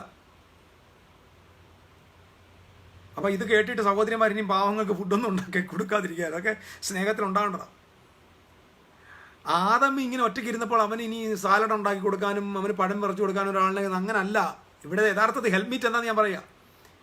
ഇവൻ ഓൾ ഇൻ വൺ ആയിട്ടിരിക്കുന്നത് നന്നല്ല എന്ന് പറഞ്ഞാൽ, എല്ലാ മനുഷ്യരെയും കൊണ്ട് അകത്ത് വെച്ച് കയറണം. ഇവൻ ഇങ്ങനെ ഇരിക്കുന്നിടത്തോളം കാലം ഒരു മനുഷ്യനും ഭൂമിയിൽ ഉണ്ടാകത്തില്ല. അപ്പം ഇവനെ ഹെൽപ്പ് ചെയ്യണം. ഇവനെ ഹെൽപ്പ് ചെയ്യാൻ എന്താ?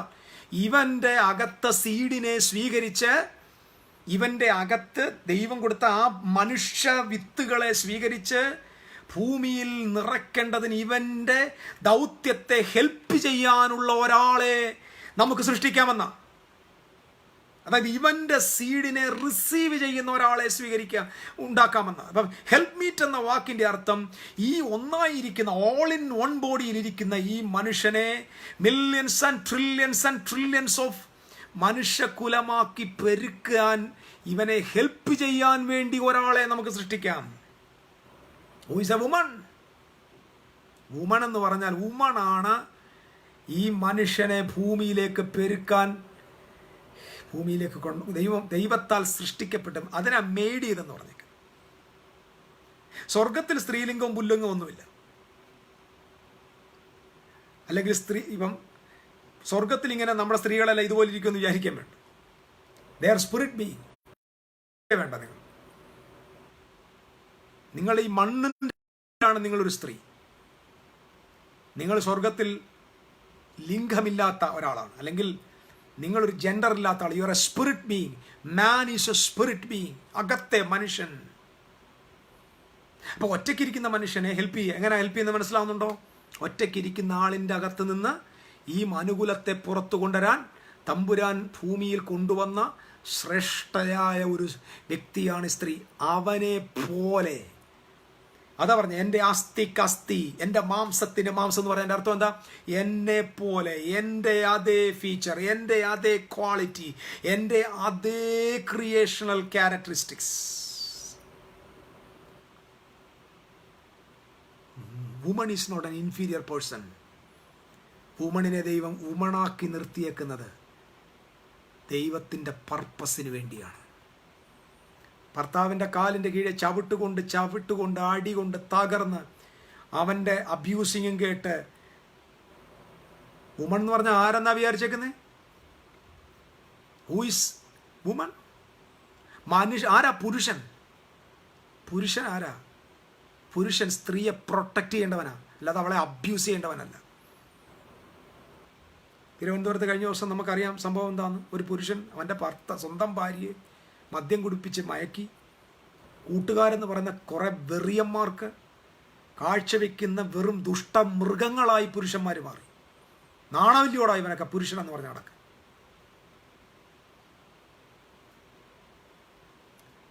അപ്പം സ്ത്രീ എന്ന് പറഞ്ഞാൽ ആളുകളുടെ മുമ്പിലെ ഉപഭോഗ വസ്തുവല്ല.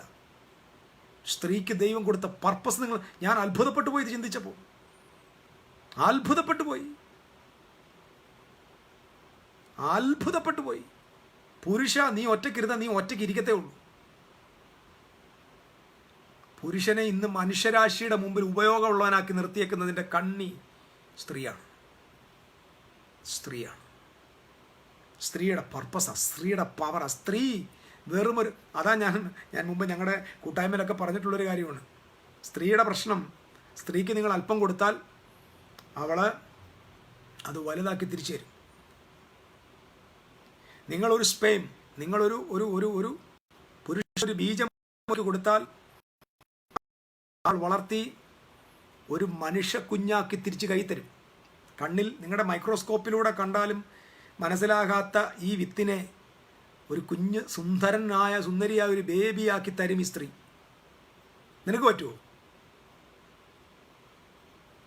വിഷം വലിയ മിടുക്കനാണല്ലോ.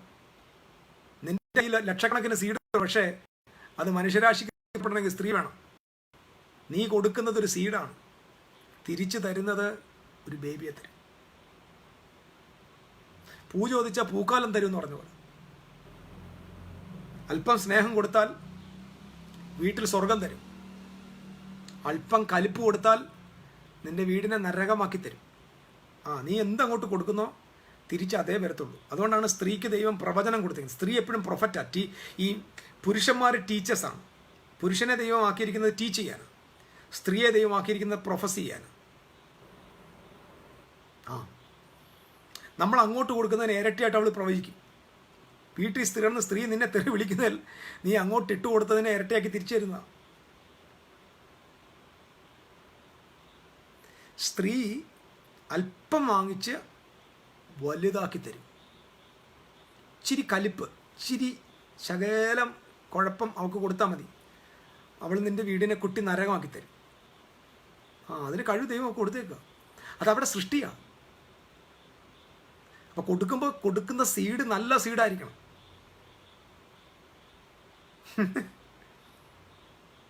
മനസ്സിലാവുന്നുണ്ടല്ലോ? ഇപ്പം ഇതാണ് സ്ത്രീയുടെ പ്രത്യേകത എന്ന് പറയുന്നത്. സ്ത്രീക്ക് നിങ്ങൾ എന്ത് കൊടുക്കുന്നോ അതിനെ തന്നെ വലുതാക്കി തരും. നിങ്ങൾ ഒരു ചെറിയ സംശയമാണ് സ്ത്രീക്ക് കൊടുക്കുന്നെങ്കിൽ അവൾ നിന്റെ വീടിനെ കുളമാക്കി തരും.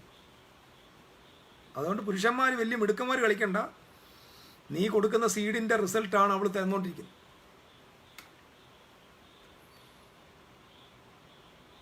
ആമേൻ. ഇപ്പം വേറൊരു വിഷയമുണ്ട്, ഈ സ്ത്രീധനം എന്നൊരു വിഷയമുണ്ട്. സ്ത്രീധനം വിശുദ്ധ ബൈബിളിൻ്റെ വിരുദ്ധോപദേശമാണ്. നമ്മളിപ്പോൾ ചെയ്തുകൊണ്ടിരിക്കുന്ന വിരുദ്ധോപദേശം. ബൈബിളിനകത്ത് എന്ന് പറഞ്ഞാൽ അബ്രഹാമിനായ യാസർ തൻ്റെ മകനായ ഇസഹാക്കിന് പെണ്ണ് കാണാൻ പോയപ്പോൾ എത്ര ഒട്ടകത്തെ തരും, എത്ര പവൻ സ്വർണം തരും, ഇങ്ങനെ ചോദിക്കുന്ന ആളുകൾ ക്രിസ്ത്യാനിയുടെ ഇല്ലേ? വലിയ മുഴുത്ത ക്രിസ്ത്യാനി, കൊമ്പേല ക്രിസ്ത്യാനി. ഇന്നും പെണ്ണ് ചോദിക്കുക, ഇന്നും പെണ്ണ് കാണാൻ പോകുമ്പോൾ സ്ത്രീധനം ചോദിക്കുന്ന ഉമ്മാരെ കണ്ടിട്ടില്ലേ? ഞാൻ ഞങ്ങളുടെ ചർച്ചിൽ പറഞ്ഞിട്ടുണ്ട്. അത് ഇപ്പം ഞങ്ങളുടെ ചർച്ചിലുള്ള സഹോദരന്മാർ കല്യാണം കഴിക്കാത്തവന്മാർ കേൾക്കുന്നുമുണ്ട്, കേട്ടോണം. സ്ത്രീധനം വാങ്ങി, അത് ഡിമാൻഡ് ചെയ്ത് സ്ത്രീധനം വാങ്ങിയാണ് കെട്ടുന്നതെന്നറിഞ്ഞാൽ പൊന്നു മോനെ, ചർച്ചിൽ വെച്ച് നിനക്ക് കല്യാണം ഇല്ല. നീ രജിസ്റ്റർ ഓഫീസിൽ പോയി കല്യാണം കഴിക്കോ, വിളിച്ചോണ്ട് പോവോ, ഒളിച്ചോണ്ട് പോവോ ചെയ്തോണം. ചർച്ച് സ്ത്രീധനം വാങ്ങി കല്യാണം കഴിക്കുന്ന ഒരു പുരുഷനെ അനുവദിക്കത്തില്ല. ഇത് ഞങ്ങളുടെ ചർച്ചിൻ്റെ ക്വാളിറ്റിയാണ്. ഞങ്ങളുടെ ചർച്ചിൽ അങ്ങനെ അതേ ഇപ്പോൾ ആൾ വരുമെന്ന് എനിക്കറിയത്തില്ല, ഉള്ളവർ വന്നാൽ മതി. ഡിമാൻഡ് ചെയ്ത് സ്ത്രീധനം വിലപേശി വാങ്ങി കല്യാണവുമായിട്ട് വരുന്ന ഒരു പുരുഷന്റെ കല്യാണവും ഞങ്ങളുടെ ചർച്ചയിൽ അലോ ചെയ്യത്തില്ല. നീ പെണ്ണിനെ വിളിച്ചോണ്ട് പോ, അത് നിന്റെ പണി നോക്കിപ്പോ. You won't allow it.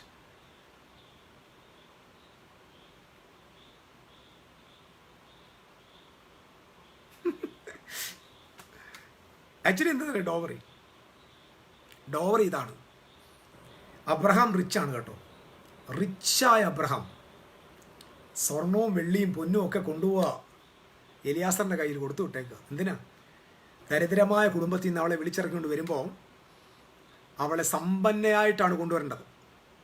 എന്ന് പറഞ്ഞാൽ കുടിലിൽ കിടക്കുന്ന പെങ്കൊച്ചിനെ വിളിച്ച് നിന്റെ സൗഭാഗ്യമുള്ള വീട്ടിലെത്തുമ്പോൾ അവളെ അണിയിച്ചൊരുക്കുന്ന സംഭാവന, അവൾക്ക് നീ കൊടുക്കുന്ന ധനത്തിൻ്റെ പേരാണ് സ്ത്രീധനം എന്ന് പറഞ്ഞാൽ നിന്റെ സ്റ്റാൻഡേർഡിലേക്ക് അവളെ ഉയർത്താനായി നീ സ്പെൻഡ് ചെയ്യുന്ന പണത്തിൻ്റെ പേരാണ് സ്ത്രീധനം.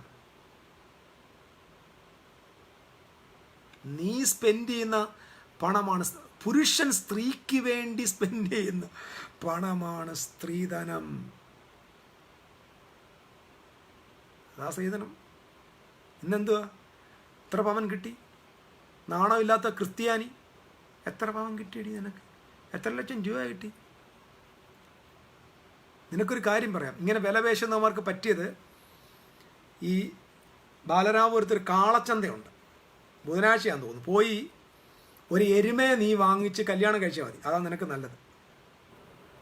നീ ഒരു എരുമയെ വാങ്ങിച്ച് അതിൻ്റെ കൂടെ അങ്ങ് ജീവിക്കും, നീ തൊഴുത്തിൽ പോയി താമസിക്കും. നാണം കെട്ടവന്മാർ ക്രിസ്ത്യാനി എന്ന് പറഞ്ഞിട്ട് അതിനെ സപ്പോർട്ട് ചെയ്യുന്ന കുറേ പാസ്റ്റർമാർ, അവരുടെ പ്രശ്നം എന്ന് പറഞ്ഞാൽ നീ എന്ത് ചെയ്താൽ, നീ കൊള്ളയടിച്ചാലും വേണ്ടിയില്ല, ദശാംശം ഞങ്ങളുടെ പോക്കറ്റ് കാണും. അത്രയ്ക്കും വില കുറഞ്ഞ ഒരാളാണോ സ്ത്രീ? ആണോ? സ്ത്രീ എന്താ വിലയില്ലാത്ത? നീ എന്ന് പറയുന്നത് ഒറ്റയ്ക്ക് നടക്കത്തിലുള്ള നിനക്ക്, നീ ആ നാളിനെ നീ ആരാണെന്ന് നിന്റെ ID കൊണ്ടുവരണമെങ്കിൽ ഒരു സ്ത്രീ നിനക്ക് വേണം. നിന്നെ പ്രയോജനമുള്ളവനാക്കി മാറ്റുന്ന ഒരു സ്ത്രീ വേണം. നിന്നെ ഉപയോഗമുള്ള ഒരാളാക്കി മാറ്റുന്നത് ഒരു സ്ത്രീയാണ്.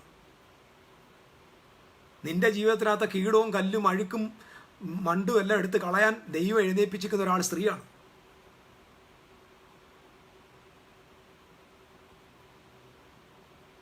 ഈ ഞാൻ പറഞ്ഞില്ല, ക്രിസ്തീയ സഭകൾ ഇത് വലിയ പൂർണ്ണ സുവിശേഷം ഞങ്ങൾ രക്ഷിക്കപ്പെട്ട് സ്നാനപ്പെട്ട അഭിഷേകം പ്രവചിച്ച് അന്യഭാഷ സ്വർഗത്തിൽ പോയിരിക്കുന്ന ഈ മരമണ്ടന്മാരെല്ലാവരും ഇത് തന്നെ.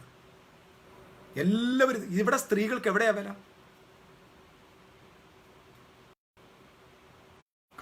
കാളയ്ക്ക് വിലപേശുന്നത് പോലെയാണ് വിവാഹം മാർക്കറ്റിൽ വിലപേശുക.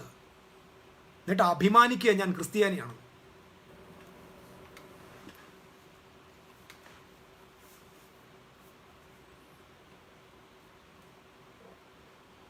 ഒരിക്കലും നിങ്ങളുടെ ഭാര്യ സമ്പന്നമായ വീട്ടിൽ നിന്നായിരിക്കും, അല്ലെങ്കിൽ അവൾ ദരിദ്രമായൊരു വീട്ടിൽ നിന്നായിരിക്കും. അവരുടെ മാതാപിതാക്കൾ സ്നേഹത്തോടെ അവരുടെ കയ്യിൽ അവർക്ക് വേണ്ടി കൊടുക്കുന്ന എടുത്തിട്ട് നീ തിന്നുക, നീ അതിനെ പണയം വെക്കുക, നീ അതിട്ട് വിറ്റിട്ട് പുട്ട് തിന്നുക. നിനക്ക് നാണമില്ലയോടെ ആണാന്ന് പറഞ്ഞ് നടക്കാൻ?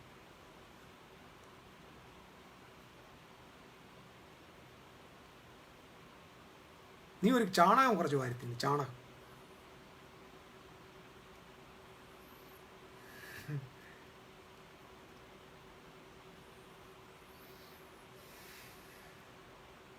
എന്നോട് പിണങ്ങരുത്.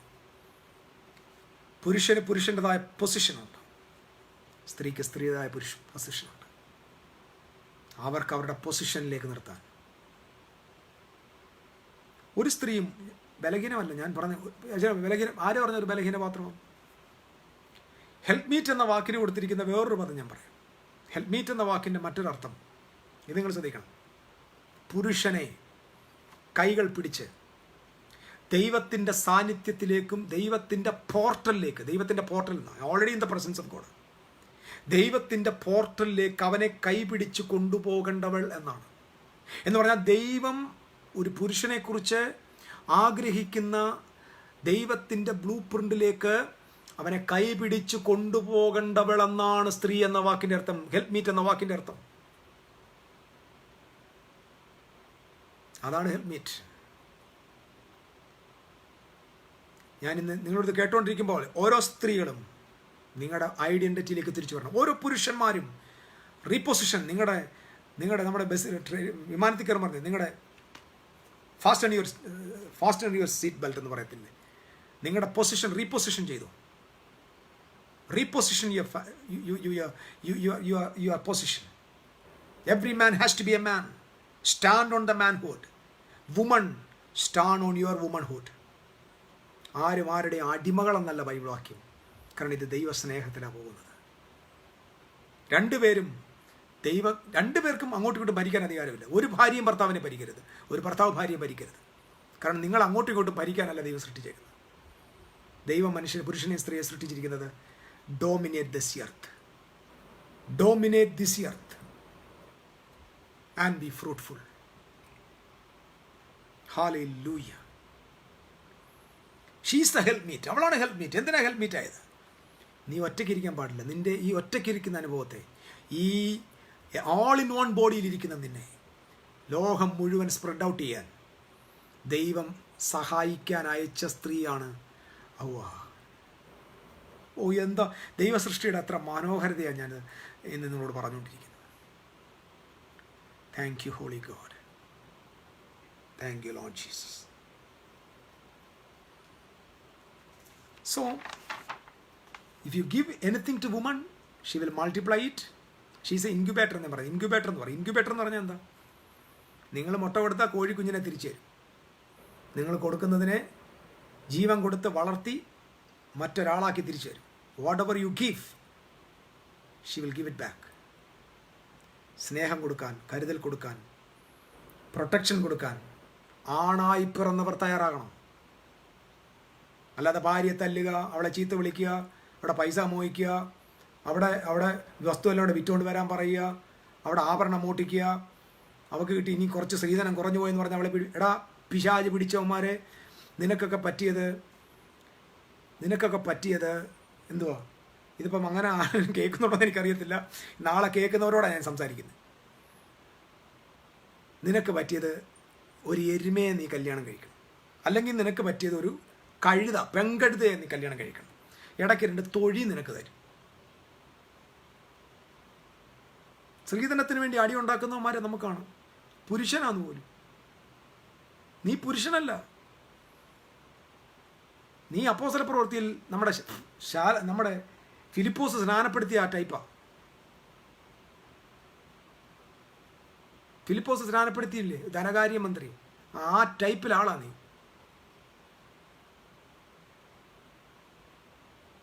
Woman is the woman. ദൈവത്തിൻ്റെ സൃഷ്ടിയായത്.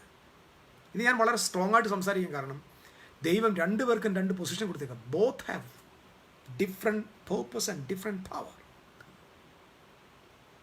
2 പേരും അർഹമായ ബഹുമാനത്തിന് യോഗ്യരാണ്. സ്ത്രീ സ്നേഹിക്കപ്പെടാൻ യോഗ്യയും പുരുഷൻ ബഹുമാനിക്കപ്പെടാൻ യോഗ്യനുമാണ്. എല്ലാ സ്ത്രീകളോടും ഞാൻ പറയാം, നിങ്ങളുടെ ഈ തേനൊലിക്കുന്ന ശബ്ദവും അയ്യോ എൻ്റെ അച്ഛാ ഇതൊന്നും പുരുഷന് വേണ്ട. അവൻ വേറെ മുരട് കേസ്. അവന് വേണ്ടത് റെസ്പെക്റ്റാണ്. Respect your husband. Respect your husband. സ്ത്രീ പുരുഷനെ റെസ്പെക്റ്റ് ചെയ്താൽ പുരുഷൻ സ്ത്രീയെ സ്നേഹിക്കും. സ്നേഹം പുരുഷനിൽ നിന്നും ബഹുമാനം സ്ത്രീയിൽ നിന്നുമാണ് വേണ്ടത്. എപ്പോഴും വന്നിട്ട് ഐ ലവ് യു ഒന്നും പുള്ളി പറയത്തില്ല. പുള്ളിക്ക് അറിയാം പുള്ളിയുടെ ഹൃദയത്തിൽ ആ സ്നേഹം. പക്ഷേ ഇഫ് യു റെസ്പെക്റ്റ് ഹിം, ആ പുരുഷനെ റെസ്പെക്ട് ചെയ്യണം. എല്ലാ സ്ത്രീകളുടെയും പ്രദേശത്തേക്ക് റെസ്പെക്റ്റ് യുവർ ഹസ്ബൻഡ്. റെസ്പെക്റ്റ്, ബഹുമാനം. നിങ്ങൾ ബഹുമാനം കൊടുത്താൽ 100% സ്നേഹം ഓട്ടോമാറ്റിക്കലി ഫ്ലോ ആവും. ബഹുമാനിക്കുന്നവരെ നമ്മളെ ഒരാളിങ്ങനെ ബഹുമാനിച്ചാൽ നമ്മൾ അവരെ എന്ത് ചെയ്യും? 100% നമ്പർ 1 സ്നേഹിക്കും, നമ്പർ 2 അവരെ ബഹുമാനിക്കുകയും ചെയ്യും. Give respect and take respect. So don't expect respect from him. Respect him and expect love from him. So നിങ്ങൾ അങ്ങോട്ട് റെസ്പെക്ട് ചെയ്ത് 2 കാര്യം നിങ്ങൾക്ക് കിട്ടും. നിങ്ങൾക്ക് സ്നേഹവും കിട്ടും, റെസ്പെക്റ്റും കിട്ടും. ഇതാണ് ബൈബിളിൻ്റെ പ്രിൻസിപ്പിൾ. അല്ലാതെ അങ്ങോട്ടും ഇങ്ങോട്ടും ഇങ്ങനെ ഞാൻ സ്നേഹിച്ചു ഐ ലവ് യു പറഞ്ഞുകൊണ്ടിരുന്ന കാര്യം നടക്കത്തില്ല. ഇതൊക്കെ കുറച്ച് കഴിയുമ്പോഴത്തേന് ആ ഇമോഷൻ എല്ലാം പോകും. ലവ് കൊണ്ടൊന്നും വീട് പണിയരുത്. നമ്മുടെ ഒത്തിരി ആളുകളിൽ ലവ് കൊണ്ടും, അതുകൊണ്ട് ചില ഭർത്താക്കന്മാർക്ക് സമാധാനം സ്വസ്ഥമായിട്ട് ഉറങ്ങാറില്ല. ലവ് കൊണ്ടാണ് വീട് പണിതേക്കുന്നത്. ഭാര്യയെ 2 ദിവസം മുഖം ഇങ്ങനെ കറുപ്പിച്ചാൽ പിന്നെ ഭർത്താവിന് ഉറക്കമില്ല, ആഹാരമില്ല, ബാത്റൂമിൽ പോകാൻ പറ്റുന്നില്ല, ലൂസ് മോഷനായി, ജോലിക്ക് പോകാൻ വയ്യ. എന്താ ഭാര്യ മിണ്ടുന്നില്ലെന്ന്. നീ വേഗത്തിൽ അങ്ങനെയുള്ളവരൊക്കെ വേഗം മലപ്പുറത്തോ, അല്ലെങ്കിൽ മലപ്പുറം എന്ന് പറയുമ്പോൾ പ്രശ്നമാണല്ലോ, കൊറോണയൊക്കെ ഉള്ള സ്ഥലത്ത് പോയിട്ട് വേഗം കൊറോണ വാങ്ങിക്കും. എന്തിനാണ് നീ ജീവിച്ചിരിക്കുന്നത്? കാരണം കുടുംബജീവിതം പോകേണ്ടത് ഈ അഫക്ഷനകത്തല്ല. കുടുംബജീവിതം പോകേണ്ടത് വിഷ്ടത്തിനകത്ത്. ഹസ്ബൻഡും വിഷ്ടം വേണം, വൈഫിനും വിഷ്ടം വേണം. പിന്നെ നിങ്ങളൊരു വീട് പണിത് കൊടുത്താൽ അത് പരിജ്ഞാനമുള്ള സ്ത്രീയാണെങ്കിൽ അവളതിനെ നല്ലൊരു ബ്യൂട്ടിഫുൾ ഹോമാക്കി മാറ്റും. കാശ് കൊടുത്താൽ ഹോം ഉണ്ടാകത്തില്ല, വീടുണ്ടാവും. വുമണിൻ്റെ പ്രത്യേകത എന്ന് പറഞ്ഞാൽ വുമൺ എപ്പോഴും ഇമോഷണലാണ്. പുരുഷൻ എപ്പോഴും ലോജിക്കാണ്. എന്തെങ്കിലും ഒരു കാര്യം ഒരു സ്ത്രീയോട് പറഞ്ഞാൽ സ്ത്രീ she will feel the word. പുരുഷൻ തിങ്ക് ഓഫ് ദ വേർഡ്. ഇത് ശ്രദ്ധിച്ചോണം. ഫീൽ ദ വേർഡ് എന്ന് പറഞ്ഞാൽ എന്താ? നിങ്ങൾ നിങ്ങളുടെ ഭാര്യയെ സ്റ്റുപ്പിഡ് എന്ന് വിളിച്ചാൽ ആ നിമിഷം അവൾ പറയും ഞാൻ സ്റ്റുപ്പിഡ് അന്നേരം പൊട്ടിത്തെറിക്കും. അവൾക്ക് ആ വേർഡ് ഫീലിംഗ് ആണ്. അതേസമയം പുരുഷനെ വിളിച്ചാൽ അവൻ ചിന്തിക്കും ഞാൻ സ്റ്റുപ്പിഡ് ആണോ, സത്യത്തിൽ സ്റ്റുപ്പിഡ് ആണോ? അവസാനം ശരിയായിരിക്കും, ഞാൻ സ്റ്റുപ്പിഡ് ആയിരിക്കും എന്ന് പറഞ്ഞാൽ അവൻ ലോജിക്കലി ചിന്തിക്കും. So woman feel the word. Woman വാക്കുകളെ ഫീൽ ചെയ്യും. അതുകൊണ്ട് എന്ത് സൂക്ഷിച്ചു വേണം പറയാൻ. എന്ത് കാര്യം അവർക്ക് ചിന്തയൊന്നുമില്ല. അവർ സത്യമാണ്. ഇപ്പം വഴക്കുണ്ടാക്കാൻ വന്നാലും കുഴപ്പമില്ല സഹോദരിമാർ.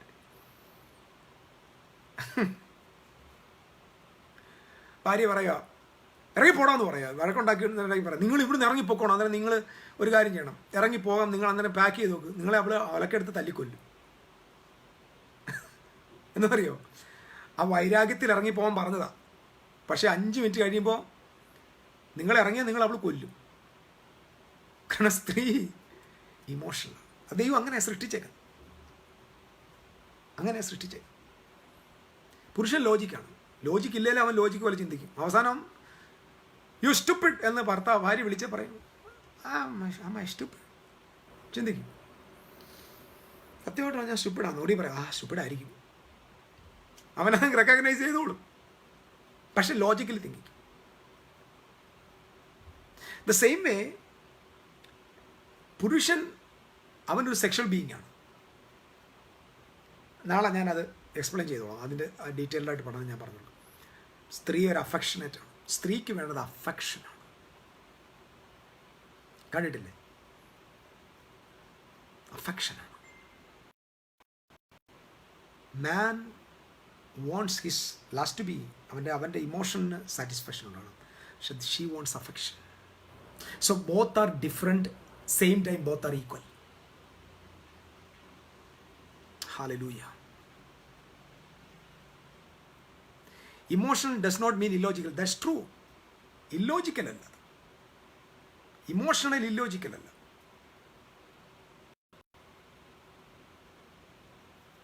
ഇമോഷൻ എന്ന് പറയുമ്പോൾ അവർ പെട്ടെന്ന് ആക്ട് ചെയ്യുക. അതാ പറഞ്ഞത്, ഏത് വാക്ക് പറഞ്ഞാലും അവർ ഫീൽ ചെയ്യും. അതുകൊണ്ട് സ്ത്രീകളോട് സംസാരിക്കുമ്പോൾ സൂക്ഷിച്ച് സംസാരിച്ചോളൂ. ചർച്ചിലൊക്കെയുള്ള സഭകളിലൊക്കെയുള്ള ഒരു കാര്യം പറയാം, എല്ലാ സ്ത്രീയും നിങ്ങളുടെ കൂടെ ഉള്ളവരുടെ ഭർത്താക്കന്മാരെ റെസ്പെക്റ്റ് ചെയ്യാൻ പഠിക്കണം. Respect other man. So don't move in lust, don't move in love, don't move in affection, move in respect. So then there will be no problem. So emotionally move here. Move in the love of God with full of respect. Then there will be no problem in the community.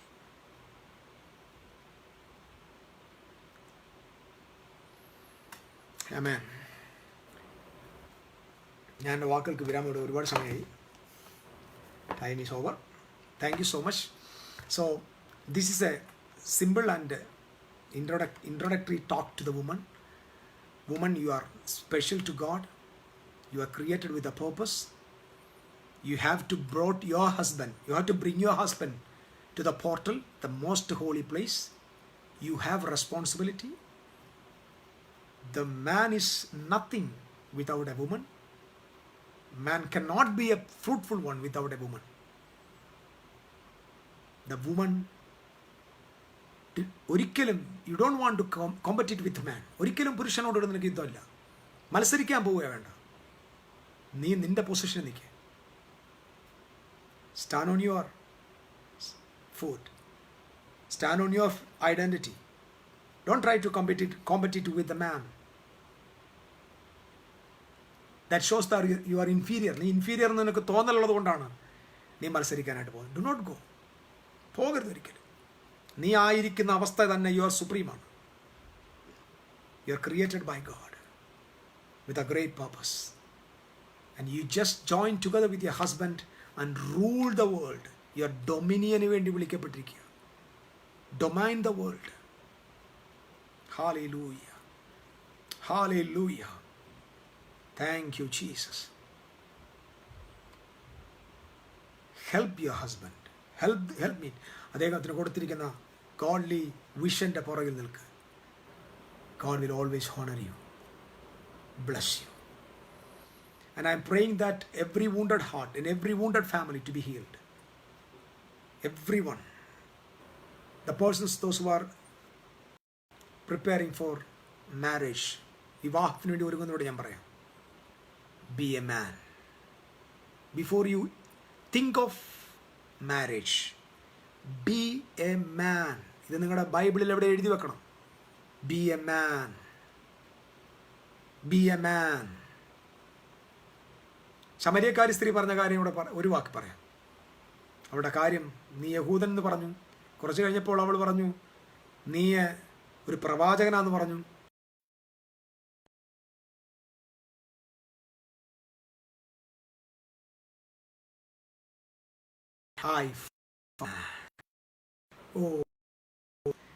I found a prophet എന്നല്ല പറഞ്ഞു, I found a man. ഞാൻ എൻ്റെതെല്ലാം വെളിപ്പെടുത്തിയ ഒരു പുരുഷനെ കണ്ടു. Be a man. അത് മാത്രം മതി. നീ ഒരു പുരുഷനാകുക. Woman, be a woman. Don't imitate your husband. Don't try to compete വിത്ത്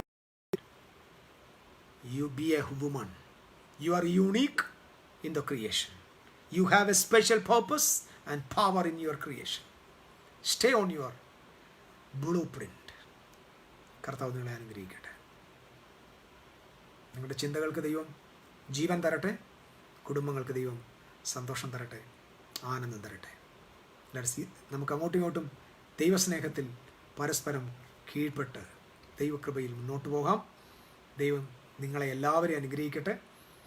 നിങ്ങളുടെ ഞാൻ പറഞ്ഞല്ലോ, എഴുതി വെക്കുക. B a man. B a man. Hallelujah. ഞാൻ പറഞ്ഞു, നമ്മുടെ സഭകളിലും സമൂഹത്തിലും കണ്ട ദൈവം നിങ്ങളെ അനുഗ്രഹിക്കട്ടെ. ഒരു വാക്ക് നമുക്ക് നിർത്താം. പിതാവേ, ഞങ്ങൾക്ക് നൽകിയ വചനത്തിനായി സ്തോത്രം. തിരുവെഴുത്തുകൾക്കായി നന്ദി. അങ്ങയുടെ വചനം പറയുന്ന പോലെ ഞങ്ങളുടെ ജീവിതത്തിൽ ആയിത്തീരേണ്ടതിന് പരിശുദ്ധാത്മാവ് കൃപ നൽകണമേ. എൻ്റെ കേൾവിക്കാരെ ഞാൻ ബ്ലസ് ചെയ്യുന്നു. എല്ലാ കുടുംബങ്ങളെയും ബ്ലസ് ചെയ്യുന്നു. എല്ലാ സഹോദരിമാരെയും ബ്ലസ് ചെയ്യുന്നു. എല്ലാ സഹോദരന്മാരെയും ബ്ലസ് ചെയ്യുന്നു. Give you all the glory and praises to you in Jesus name. Amen. ദൈവം അനുഗ്രഹിക്കട്ടെ. നാളെ നമുക്ക് വീണ്ടും തിരുവെഴുത്തുകളുമായിട്ട് കാണാം. What are the difference between man and woman എന്ന ചിന്തയായിരിക്കും നാളത്തോടെ നമ്മുടെ ഈ സീരീസ് അവസാനിക്കും. And will start another subject. അതിനുശേഷം നമ്മൾ ആരംഭിക്കും. God bless you all.